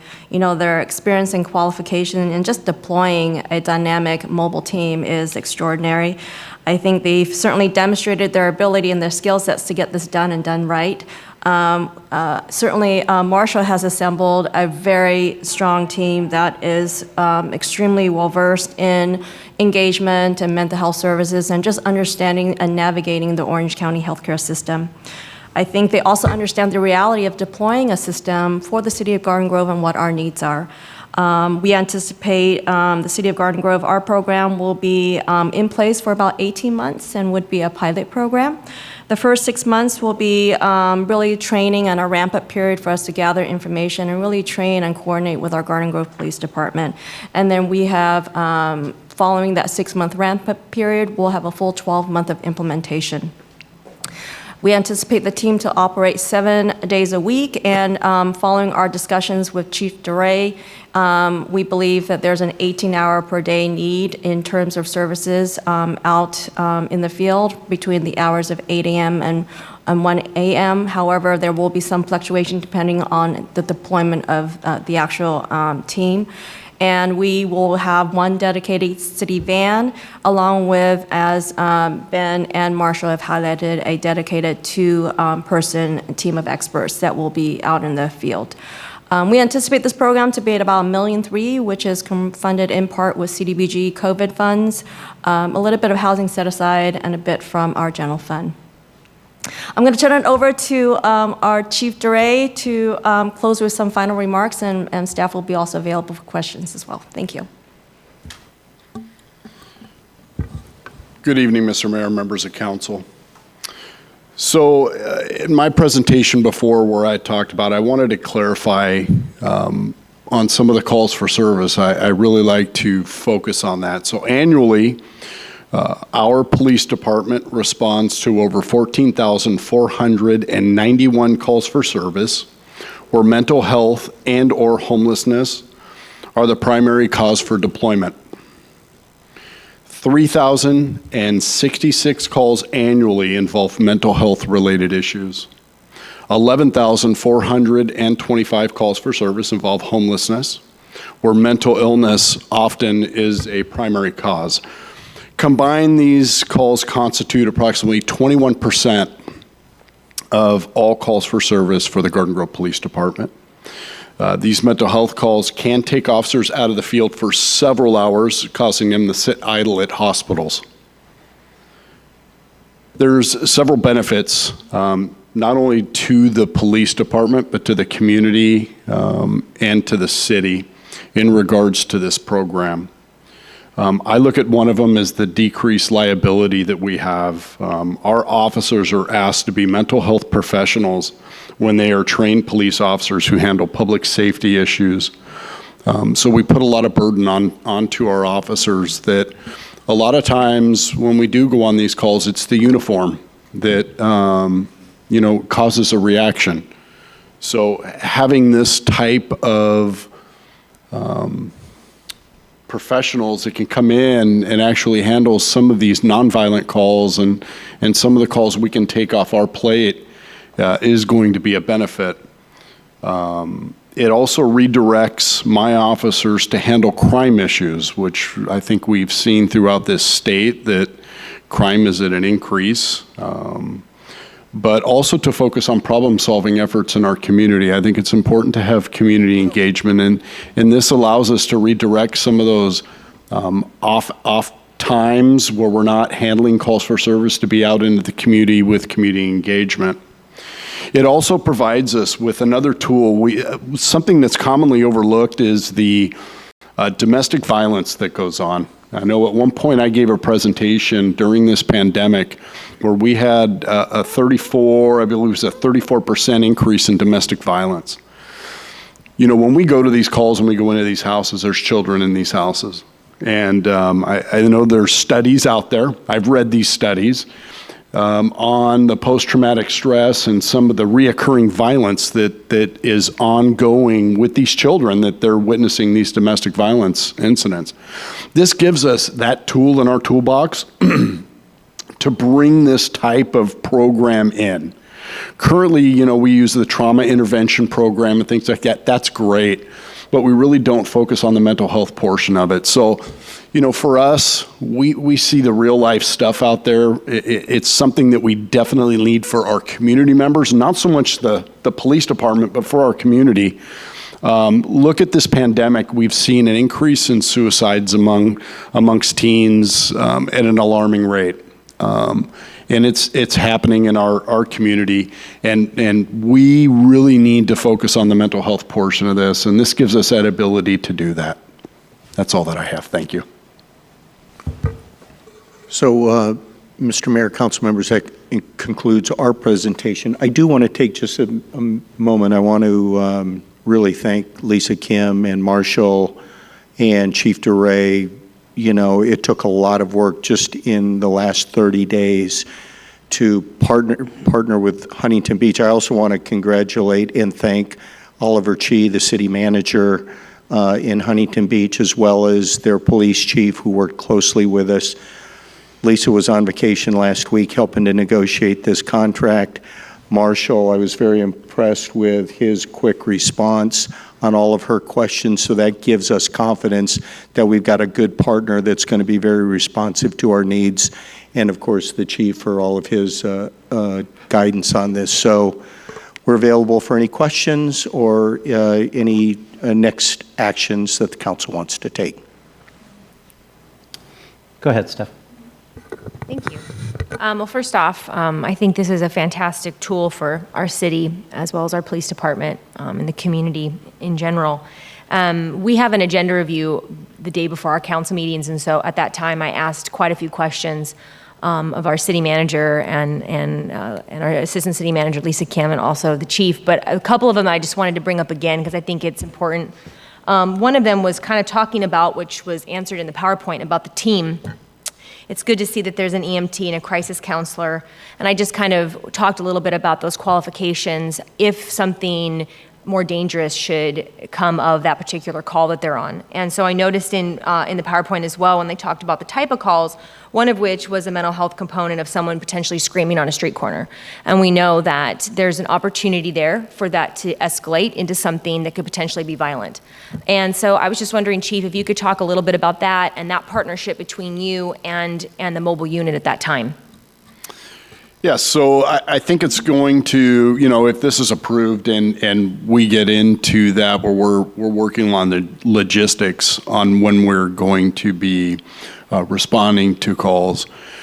Look, some of those calls, we're going to respond to violent ones where there's threat of weapons or things like that. Look, I'm not going to send people in there I'm not going to send anyone in unarmed that's going to handle something like that. So if I can get in there, if my officers can get in there, kind of bring everything, make it calm, stabilize, then we can work together as a team on that.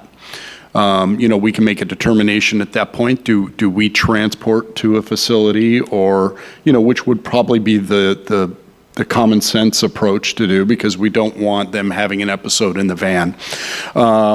Also, I think we would work that out to where look, if it's someone just walking down the street, they're homeless, they're talking to themselves, they pose no danger whatsoever to anybody. A lot of times, I think everyone needs to understand that when we go on scene, everything changes because of the uniform. And there are certain things that we have to do. We have to control the scene as law enforcement. We cannot allow that to get out of hand. And that's why sometimes it's not a good tool to put in to solve some of the mental health issues.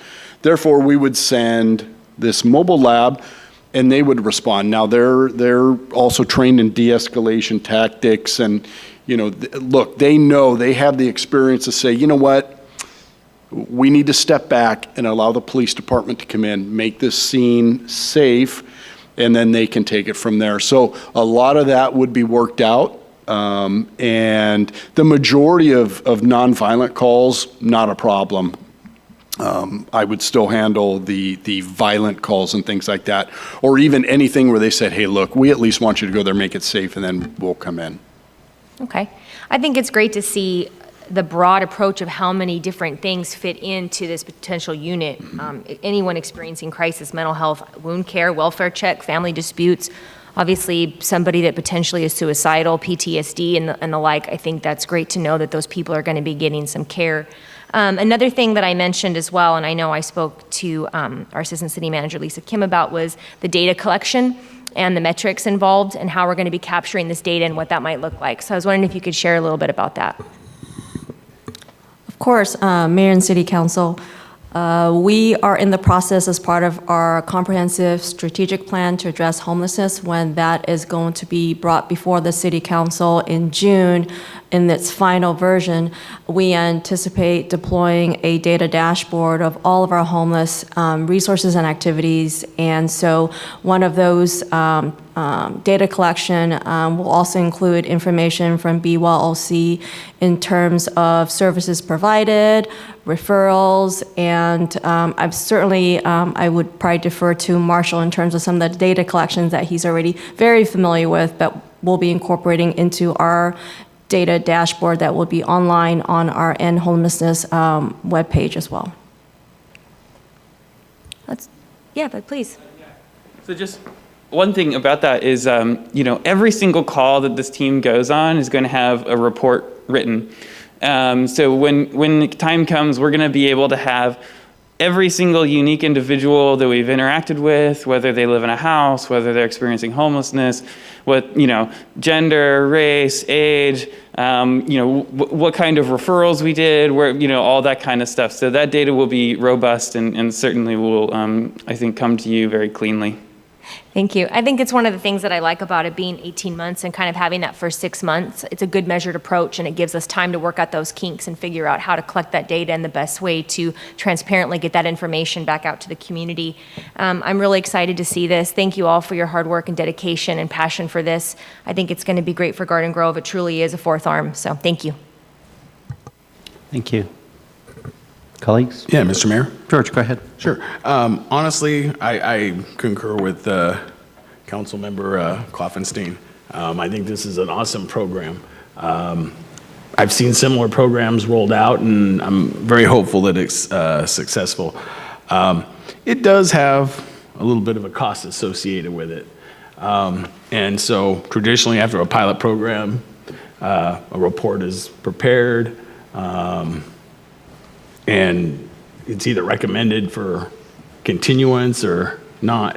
I'd really like to see as part of that report, because I'm sure it'll have a man-hour savings for the PD included in there, but even more so we can sell it to the community, the reduction in response time, police response time. Mm-hmm. I want to see the impact at the end of this, at the end of the 18th month of what response time, police response time to calls for services, because of the man hours saved. I'd like to see that included in that report. So it makes it a lot easier sell to the community when you can say, not only are we helping the mental health component of our city, but when you call 911 for a police officer, he's there 30 seconds faster or 20 seconds faster, because now he's not sitting at the hospital babysitting somebody. So I would like to see that as part of that report when it comes out. I know that's 18 months from now, but. Councilman, if you'd like me to address that real quick. So we do track right now. What we are going to be doing with response times, starting here really soon, is putting that onto our social medias to be transparent. So I will tell you, as of right now, we are under 5 minutes, which is a good gauge. That's our goal, is 5 minutes. I do see, and I agree, we will definitely highlight that. Because I do see our response time dropping a little bit, so we don't have to go from different beats and everything else. So I do see a decrease in that. And should the program be successful, this makes it a lot easier to sell to the public when we can, because there is a little bit of a cost associated. So, but I do think this is a great step forward. Let me add on to that real quick and just say, when you frame that in the perspective that you said 14,000 some odd calls a year, 38 calls per day, every single day pertaining to mental health issues, and with a number of those taking an officer off of his beat for several hours to sit in a hospital in many cases, things like that. I mean, it's unfathomable the amount of savings just from a police department standpoint, and just the efficiency of keeping our officers focused where they are and keeping the social services professionals focused on this element as a complementary teamwork approach. It just sounds wonderful to me. I can't wait to see it in action and see how it works. Mayor Pro Tem. Thank you. I just want to express my complete enthusiastic support for this pilot program. I'm a big fan of Cahoots, and as a professional in the healthcare industry, this is something that I'm really passionate about as well. I serve more so in the capacity of Medi-Cal, and I'm a former employee of Cal Optimus, so this is definitely something that we've been working on for a very long time. I helped bring on board the whole person care program, palliative care, and some of the efforts that we did with the county regarding our ER admissions. And so I'm just really excited to hear this, because in the healthcare world, it's a very convoluted and complicated process to have our mental health departments work with our medical departments as far as sharing data and being able to track medications and what treatments are being done on both sides. So I'm hopeful that this will be, a pilot program that's going to change the healthcare industry moving forward. On that note, I did have a couple questions. My first question is, I did notice in the report attached to our agenda that there was an emphasis on wanting to ensure that we're going to have culturally competent and various languages. So I wanted to make sure that we're going to have folks readily available who not only can speak various languages needed in Garden Grove, but also have that level of cultural competency to be able to work with these residents. So I don't know if there was anything in particular you wanted to share, whether it's staff training or being able to call someone who speaks the language if they're not currently working when it's immediately needed. What would that look like if you're encountering a Spanish-speaking, Vietnamese-speaking, or Korean-speaking individual? Well, I'm the Spanish speaker in the group. I'm from Panama. Muy bien, gracias. Muchas gracias. Sí, como no. We've actually talked about this, and we're vetting through our resumes and our applications looking for various diverse ethnic groups, language capabilities, all of those things. It's been a big concern of ours, and one that I've certainly learned from with my work in the healthcare agency throughout Orange County as a whole, just language capabilities and cultural competence. We submit more to cultural humility. A lot of times, we make mistakes trying to assume we know someone's culture, and really it's about a relationship with the people we're serving, so we allow them to teach us. But we do focus on language capabilities and culture, so that'll be a big, strong part of what we do. Thank you. And I know I've heard a common theme here as far as us wanting to get data back. So I'm also curious, in what does the intake process look like for folks who are going to be using your services, as far as, in my world, we call it like a population health assessment, where we take all that demographic data, medical history, social programs and resources and things. So it's a comprehensive care management type tool that we have to be able to provide that data. So I'm curious if that's sort of what that process is going to look like as far as case management for the individuals. You want to speak to that, man?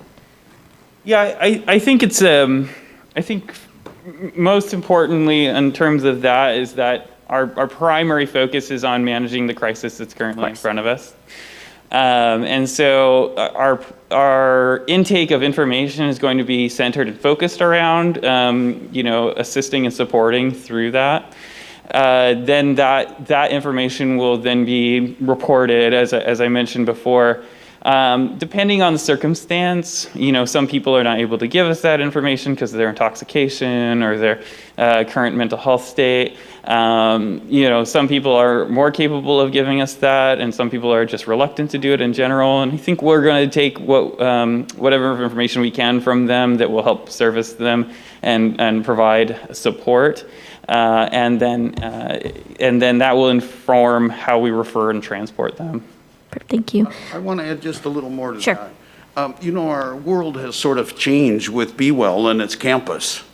We have a sobering station, staff that is contracted by the county that's providing services there, that also will be working in a longer term and at a much slower pace with folks that are there for 8 to 10 hours, gathering information to see how do we serve them. So if we don't do it at the immediate moment and we're just diverting a crisis, offering someone a place to sober up rather than on the street, they are focusing on gathering that information and getting a better outcome. That's also part of their contract, is that there is an outcome to that situation.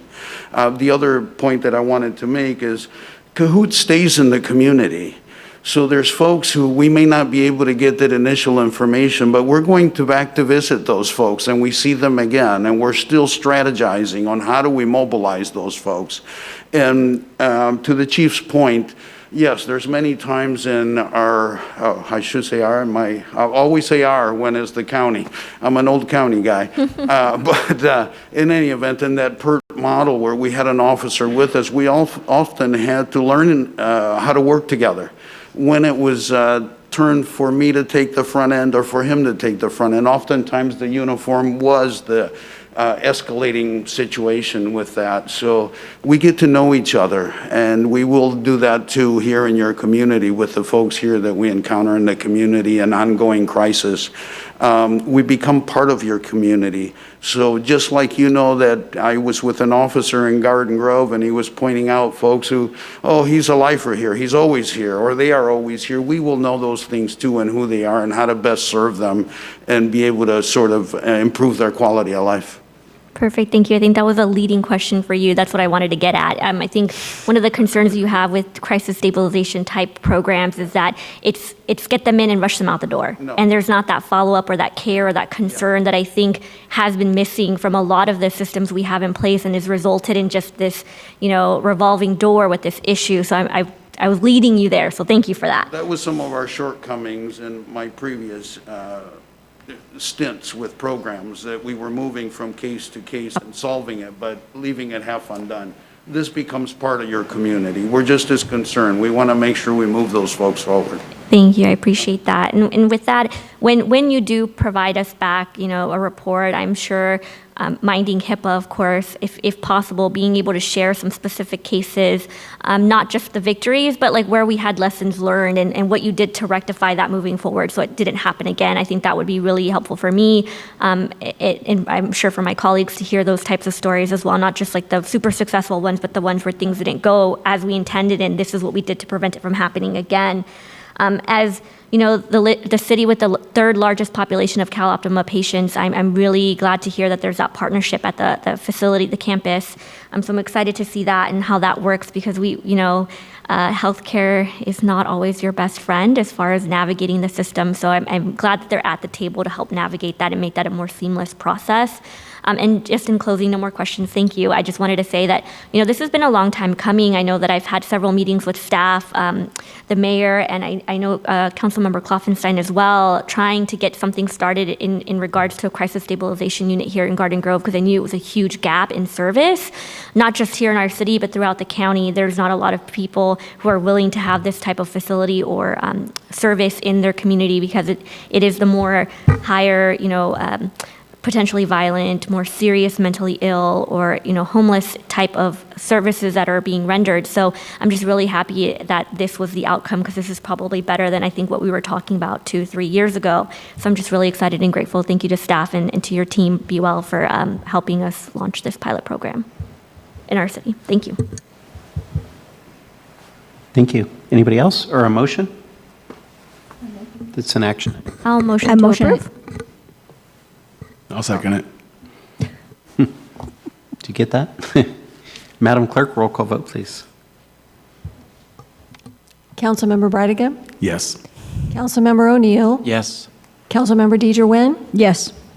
Councilmember Kloffenstein. Yes. Mayor Pro Tem Kim Nguyen. Yes. Mayor Jones. Yes. Motion received, 6 yes votes. Thank you. That takes us on to ordinances presented for a second reading and adoption, item 5A. Item 5A is the second reading of ordinance number 2922, entitled An Ordinance of the City Council of the City of Garden Grove, amending Chapter 11.32 of Title 11 of the Garden Grove Municipal Code pertaining to trees on public places.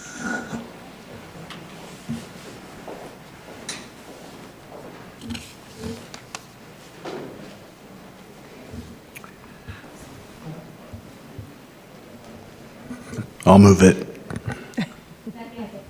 Roll call vote, please. Councilmember Brightingham. Yes. Councilmember O'Neill. Yes. Councilmember Deidre Nguyen. Yes. Councilmember Klopfenstein. Yes. Mayor Pro Tem Kim Nguyen. Yes. Mayor Jones. Yes. Motion received, 6 yes votes. All righty, thank you. That takes us on to matters. We took action on 6B already, so we still have 6A. So we have one item remaining on there, which is 6A, discussion and presentation on goals, policies, and programs for the housing element update, as requested by City Manager Scott Stiles. Good evening, Mr. Mayor and members of the City Council. Staff, along with the city's consultant, MIG, has been in the process of updating the city's housing element for the upcoming 2021 to 2029 planning period to identify goals and strategies to meet the housing needs of existing and future residents for the production of safe, decent, and affordable housing for all persons in the community. On the agenda for tonight's study session, staff will present programs for the housing element update. Existing programs will be evaluated and updated based on progress and continued appropriateness. Additionally, new programs will be added to the housing element to address state-required provisions, as well as providing for additional ways to support program goals. I'd like to now hand it over to Laura Stetson with MIG for the rest of the presentation. Thank you.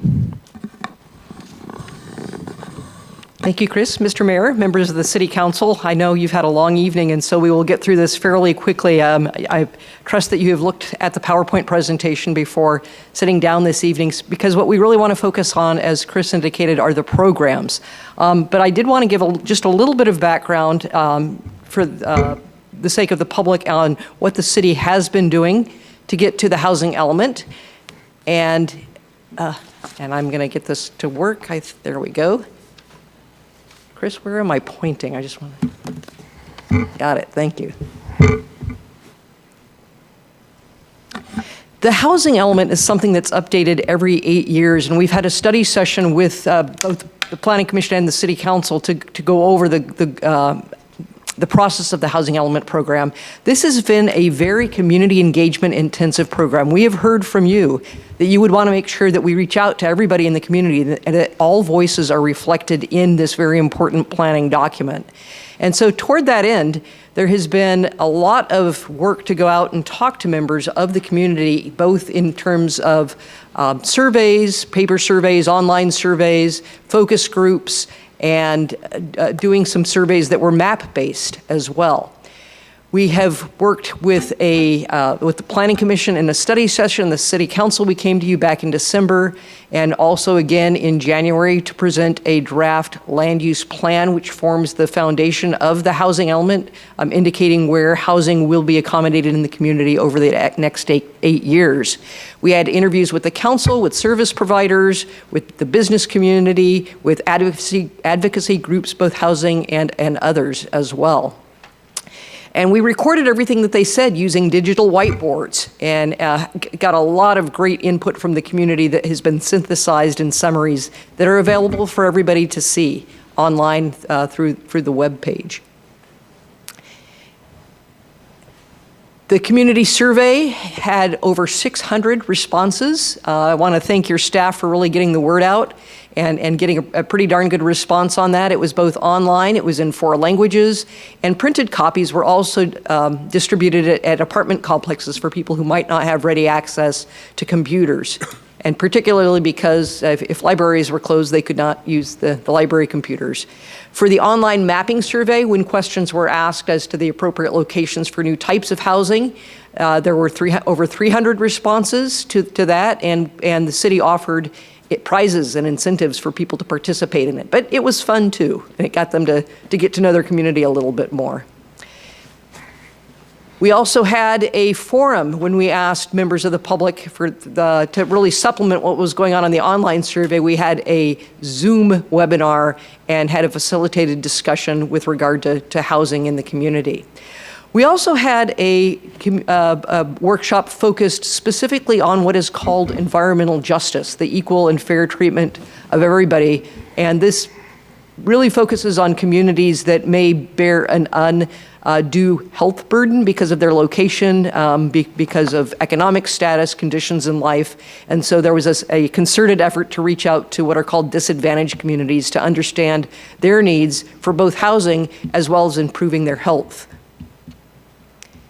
People were provided with fact sheets, so everybody had the same level of information. And I won't read to you the summary of comments that we heard, but again and again, there was a theme: more affordable housing in the community. It's expensive to live here. It's expensive to live pretty much anywhere in Southern California.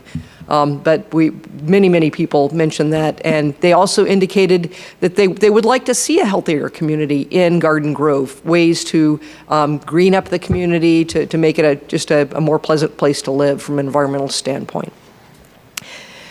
Let's focus a little bit more on housing. I know we've talked to you about this, and you are fully aware of the community's obligation to plan for 19,168 units.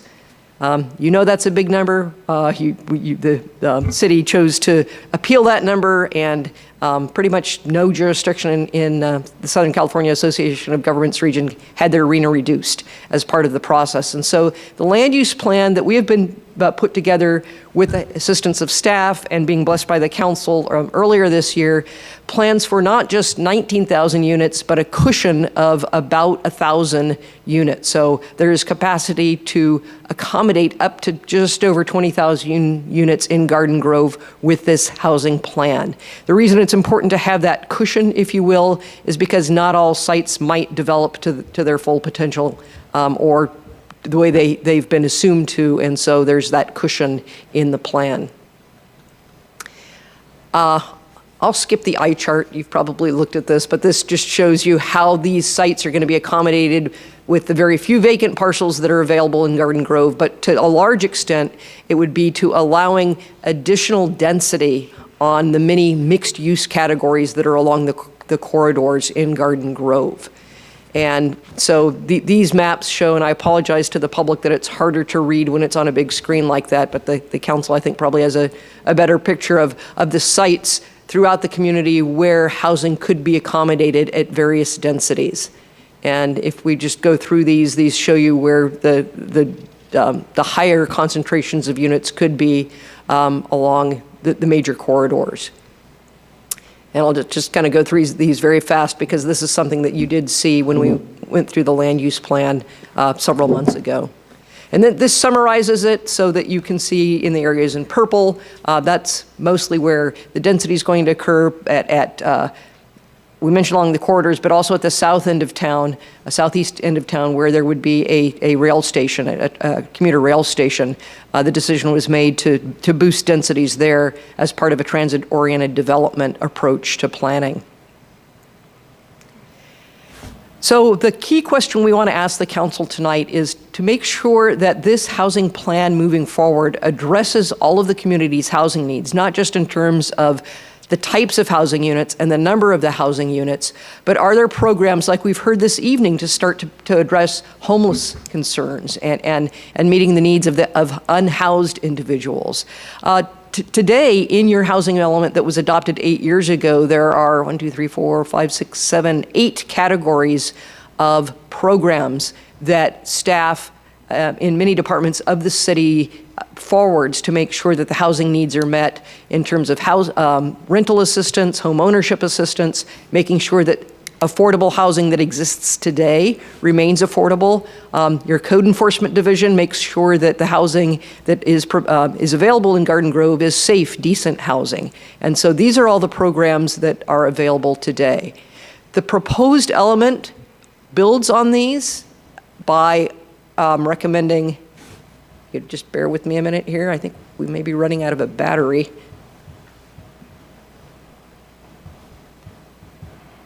Let's see, I want to jump to the programs that are proposed. And you had this data in the PowerPoint presentation that was given to you just in terms of what the city has accomplished over the last 8 years, which is pretty good accomplishments in terms of a lot of the programs that you have, including accomplishments towards providing additional affordable housing construction in the community. And if the public would like to see this in detail, this PowerPoint will be available on the Housing Element website as well. There's rental assistance through voucher programs to help people meet the gap between what they have available to pay and what the market is demanding in terms of housing costs. I apologize that this is not advancing very efficiently here. There we go. There is assistance to homeowners through different types of home loan programs. And the proposal is that programs like this, because they've been successful and really meet some housing needs, would be continued through the next 8 years. Is there any way somebody can advance that up at the, Chris, maybe you're more adept than I am.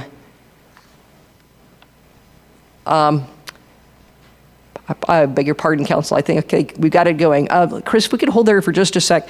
One key component of the housing element that is being strengthened in reaction to state law, but just because of good planning policy, is to make sure that the city is moving forward with additional attention to fair housing services. And that means, as I mentioned earlier, making sure everybody has access to housing. Nobody is discriminated against when they are looking for housing because of age or gender identity or economic circumstances. And so this updated housing program will have some additional emphasis on providing fair housing services to residents of Garden Grove.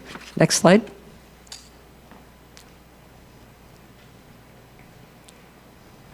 Okay, it wasn't just me, was it?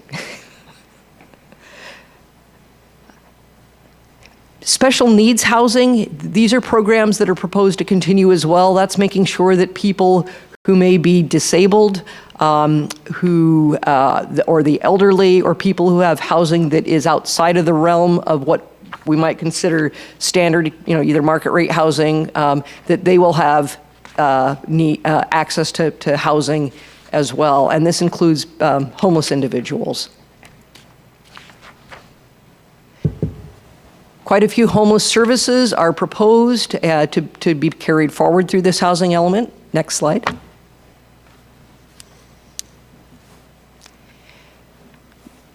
For the last 8-year period, this chart shows you the progress that the city made in providing additional housing. Across the top, the goal was quite a bit lower for the prior planning period. In fact, not just quite a bit lower, but tremendously lower, 747 units. And overall, the city did achieve the number of housing units that were projected, just not necessarily distributed as anticipated across the various income categories. With the loss of redevelopment, I think we all know it's been increasingly difficult to find funding for affordable housing in the community, in all communities. Next slide. So the new housing programs, building on what you have been doing for the last 8 years. Next slide, please. The city is, that's okay, we can just stay with this, Chris. Accessory dwelling units. This, you have been a poster child in a good sense for accommodating and encouraging accessory dwelling units in your community. I think your staff gave a presentation either today or yesterday to a lot of people in Southern California saying, we don't know how it happened, but this has worked out really well in Garden Grove. And so the city will continue to see that as a successful program moving forward. Next slide. Something that we are asking that the council to consider, and this is in response to a lot of comments that came up through the public process, is to investigate over this next planning period whether or not the city might want to adopt an inclusionary housing ordinance. And this would be an ordinance that would require any new development to provide a certain percentage of affordable units. Just as an example, I'm doing some work in Pasadena right now, and the threshold is any project with 10 or greater units does have to provide a percentage, and it's a sliding scale depending on affordability of affordable units, and it might go as high as 20%. So that would, 10-unit project, and two units would be affordable for about a 55-year period. And so this is something that asks the council to consider this. Another really critical program that will be included in the element is something that will allow for a much smoother, streamlined process for approval for multifamily housing. This is coming directly from state law. something called SB 35 as well as SB 330, that essentially says that if somebody comes in with a multifamily project or a mixed-use project that meets all of the development criteria, they're in your zoning code and your general plan, that project needs to be approved as by a matter of right. You can still review design, but it's being reviewed against some very specific criteria. And so that's something that really streamlines the process for somebody looking to build multifamily housing, and in housing construction, time is money. And so the objective design standards will be a very important program for your staff to develop. Next slide. There are many changes to the zoning ordinance that will be a direct result of the housing element. There are some things that your planning staff has identified as really providing some constraints, if you will, to housing development. And so those will be carried forward in tandem with the housing element update. Some will lag a little bit behind, but there are a number of things, cleanup things that staff will do to address concerns that they've identified and that also housing developers have identified as well. But still, the important thing is still provide the quality of housing that you expect in the community with very good rules. Next slide.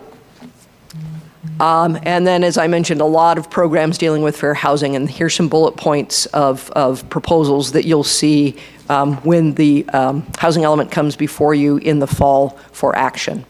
Next slide. The last topic will be healthy living environments. There are some proposals to allow housing. Actually, housing is allowed today adjacent to industrial areas. And so there are policies and programs in the housing element to ensure that any housing in those interface areas are protected from any deleterious effects that might be associated with being next to industrial uses. And so there's a whole series of programs to address those conditions. Next slide. There was a study session with the Planning Commission last week that my colleague Jose Rodriguez made, and they had a couple other comments and suggestions. If we could just go to the next slide. There were members from the public there. Again, the theme of the lack of affordable housing, the need to address homelessness, the need to investigate whether or not an inclusionary ordinance would benefit Garden Grove in terms of supporting additional affordable housing development. Next slide. And the Planning Commission echoed what the public said, but critically important, they said, make sure that higher density housing occurs without impacting surrounding neighbors, make sure that it's distributed throughout the community. There were ideas for motel conversions for affordable housing, and further streamlining the accessory dwelling unit, the ADU process. So your Planning Commission had really good discussion last week about additional programs to include. Next slide. And this is it. The next steps will be, what we are looking for this evening is any direction from the council on additional programs to include in the housing element. We are looking to wrap it up by the end of June to prepare the complete draft and have your staff review it. It is required to be reviewed by the State Department of Housing and Community Development, and we will work with them to address any of the concerns or directions they have, and then bring the housing element, as well as some of the zoning code amendments that we mentioned, back through the hearing process starting in September. And under state law, there are some statutory deadlines. There's a October 15th deadline for the housing element adoption, but the state does allow a 120-day grace period. So we'll let the process take its course and make sure it gets thorough public review, thorough public discussion through the hearing process before the housing element is adopted late this year or early next year. Next and last slide, I believe. That is it.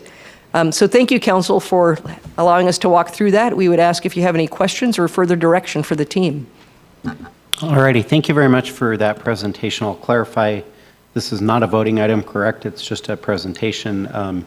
But this has been going through the process for quite some time. We've had a number of touches on it, both at the Planning Commission level, at the City Council level, a lot of community engagement and whatnot. So I commend you, Chris and staff and the consultants, everybody, for just an outstanding effort and a lot of time and energy spent on a very complicated process here. So colleagues, any comments, questions? Mayor Pro Tem.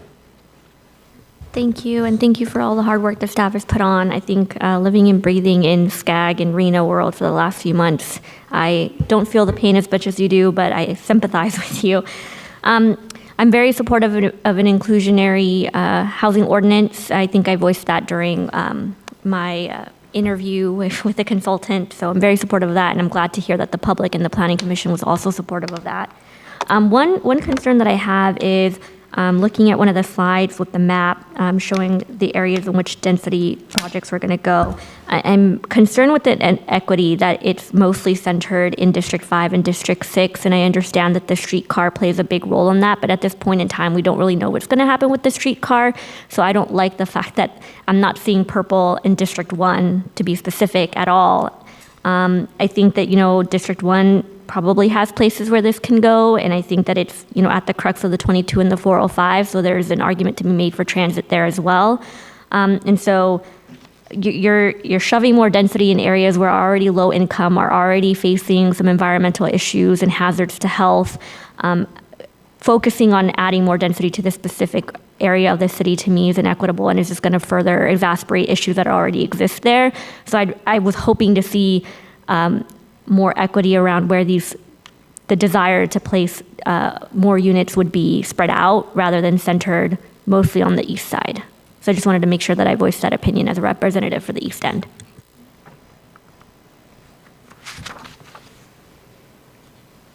Mr. Mayor? Go ahead, George. I would like to point out that the largest area of purple in the city is actually in the first district, the corridor down Western Avenue, from Cypress to Westminster, what is generally known as the industrial area. Just wanted to make that clear.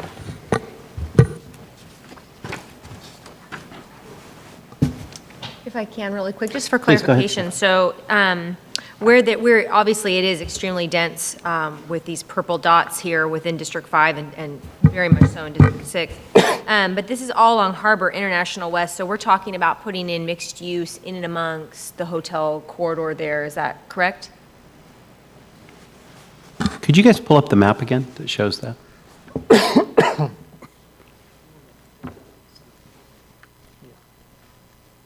Oh, now it works perfectly. Of course. Oh, wait. I jinxed it, sorry.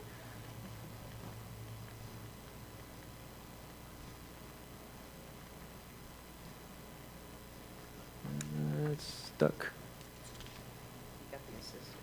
Oh, if you Mo, if you can go back a few slides, there's a map that we'd like to go to. One, yeah, there you go. Is that the one? Yes. Okay. So I'm sorry, Councilman Klopfenstein, you were mentioning the density along this, the International West Corridor? Right, yeah, so this is, I'm just looking at where this is in District 5 International and West mixed use, so that would be housing within the Harbor Hotel Corridor area, as well as like retail or business or whatever at the same time. That's correct, and I believe the reason why the circles appear to be so large is that currently in the current general plan, that is the highest density in terms of the maximum number of units per acre. So it's just, that's being bumped up, but that's why it appears so large. But it already is high, but it's just being notched up a little bit. Okay.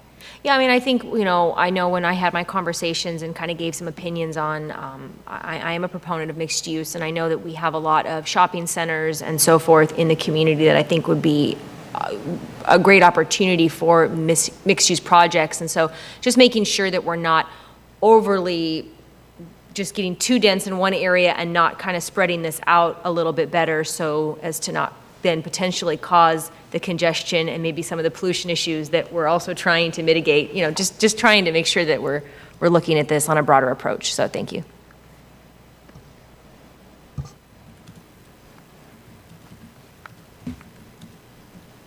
Anybody else? I want to ask a follow-up question to Councilmember Brettingham's point. Can you indicate to me where it shows that D1 has an extreme dense area, because I'm not seeing it on the map? If you're asking me, I'm just talking, and it's actually on the slide, you're correct, it's not purple, it's a bluish color. It's a little difficult to see. It's along Western Avenue, the sort of light, sort of a little bit darker than light blue, larger circles in the industrial area. There's existing industrial residential general plan designated areas there. But if And then we were, along Valley View, down Valley View, there's, they are purple, but it's kind of hazed for some reason on the west side of this map. It's got like a hazing on it or something, so you can't really see along Valley View where the purple is and whatnot. and I understand that point is valid. I'm just wanting to draw attention that you can clearly see the purple, not just the circles, but the purple, squares up and down Harbor along District 5 and 6. And then as you get closer to the streetcar, like that's glaring purple to me. And it's just inequitable when you're looking at the whole circumference of the city of Garden Grove. So just want to draw attention to that and ensure that while I understand the logic behind wanting to have increase in housing and density projects in this particular area, that you're also just shoving it in an area that's already exacerbated and busting at the seams as far as apartments and higher rise housing structures here. And the fact that it's a lower income, lower median ages, greater amounts of folks that are living double, tripled, and quadrupled up. And just because they're there doesn't mean that the housing needs to be there. They're there because they have no other options to move west of Euclid and or Harbor. So for me, it's like you got to build the housing other places so that that can be proportionately spread out throughout the city. I'm going to be very excited to see the census numbers because I believe there's going to be an significant increase in my district, and that will result in having to change the boundaries between myself and Councilmember Kloffenstein. So I just want to continue to reinforce the fact that these are areas that are already experiencing some environmental and health impacts because of the density there. So while the logic is there because it's close to transit, that just shouldn't be the reason why you shove all of this there. This needs to be spread out. Folks can take the bus and travel and the freeways are not far away. So there's no reason why everything between east of Euclid and Harbor should be blaring in dark purple. I pretty much agree with Councilman Nguyen on that. It seems like the two largest areas of density are the 1st District and the 6th District. There's huge swaths of the 2nd, 3rd, 4th that have no density increases, where the 1st is actually giving up the biggest area, that area in blue. So I agree with Councilman Nguyen, but I think there's a lot if we're going to be equitable, we can look at the areas where there's actually nothing, and call it what it is. Can you explain the difference between the blue and the purple, please? Yeah. The colors just represent the general plan land use designations. So the blue would be the industrial residential mixed use areas, and then the dark purple represents the International West mixed use. So currently, not talking about where this will go, but currently, where are the higher densest places in Garden Grove? Where are we already very dense and going to add more to it? I'm sorry. What would the area with the highest increase? Well, it's relatively even across the board, but there are existing general plan densities that have existing higher densities that were in the general plan. So that would be the International West mixed use area. But it's relatively even across the board. Okay.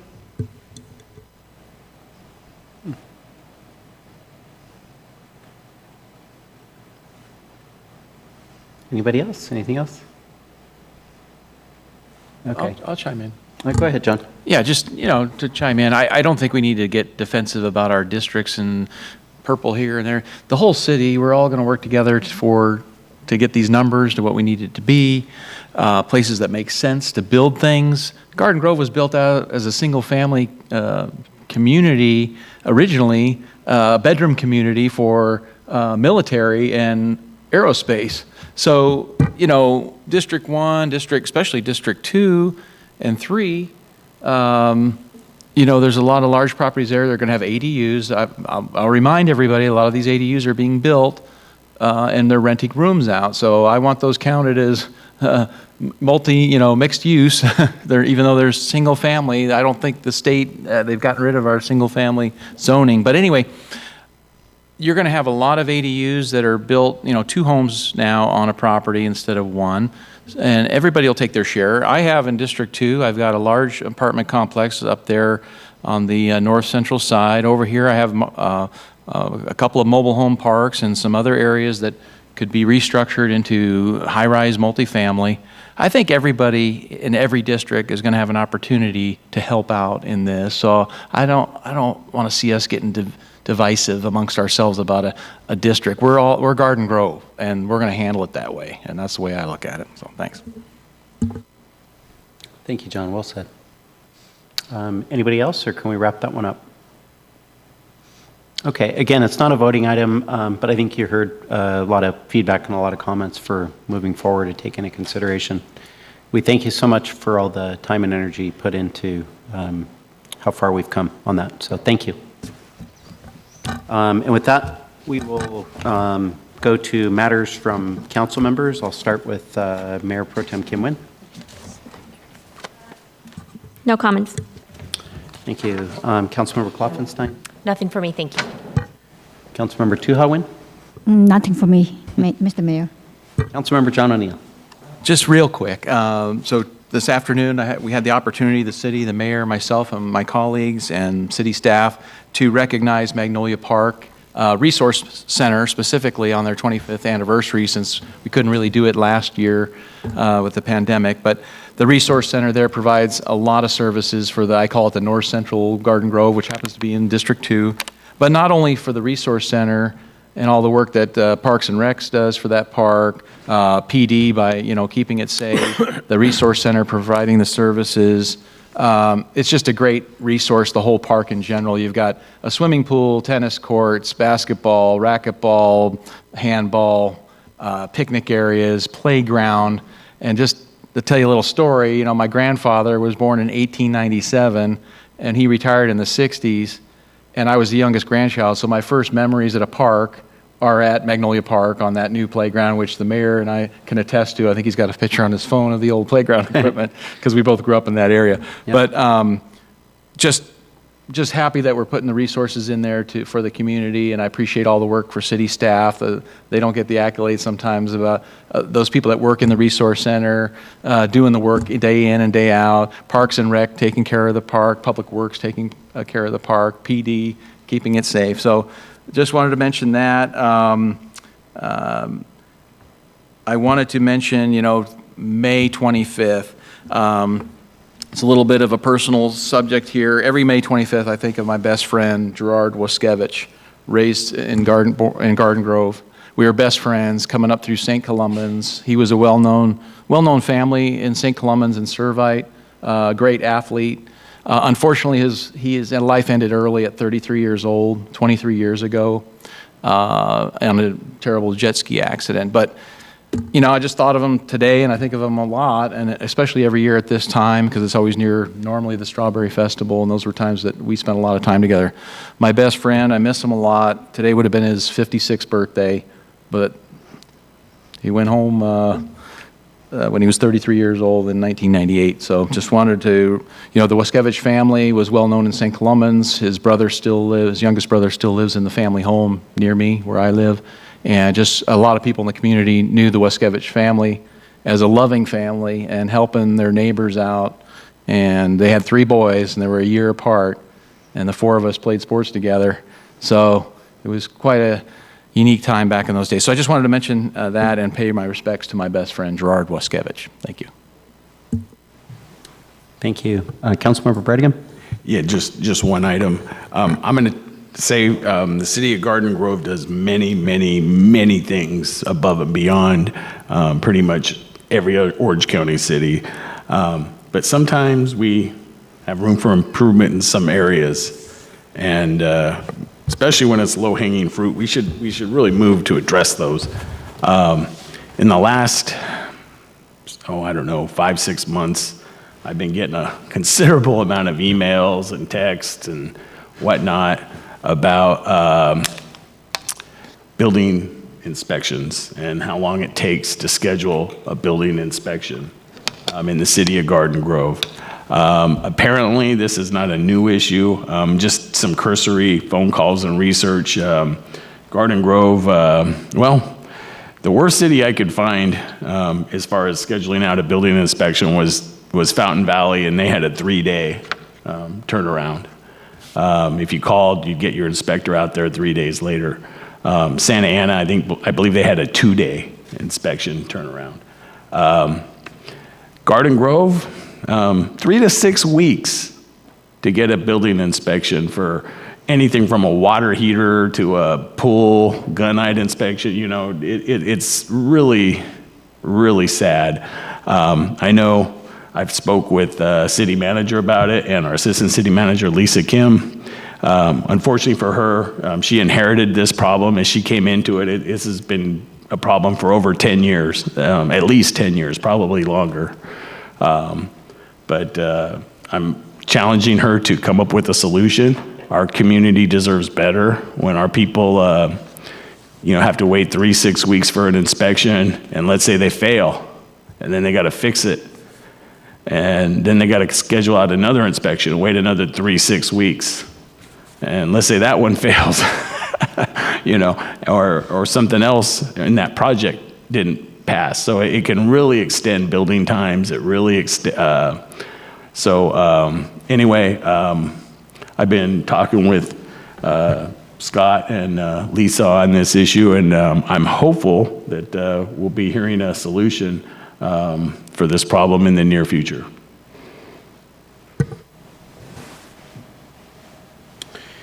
Thank you. City Manager Scott Stiles. Yes, Mr. Mayor, just a couple things to follow up on Councilman Brightigham's comments. We are making progress on our backlog, and we'll be coming forward to council. We're putting some new software in place, putting some new policies in place. We'll be talking more about that in the coming weeks to give you an update on that. The second thing I want to mention to you is, and for anybody in the community that's listening, the memorial service for Lieutenant John Reynolds will be at the Christ Cathedral on June 4th. That's Friday, June 4th at 10 a.m. Chief DeRay wanted me to share that with all of you. I think we already have it on your calendars, and I know the public is invited to be there to show their support as well. I know Lieutenant Reynolds was well known throughout the community, and so they will be doing that on June 4th. That's all. Thank you. General Counsel, anything to report out or anything from your standpoint? We had no closed session today and no action. Okay, thank you. With that, we will stand adjourned. Thank you all for hanging in there, and we'll see you at the next one. Thanks.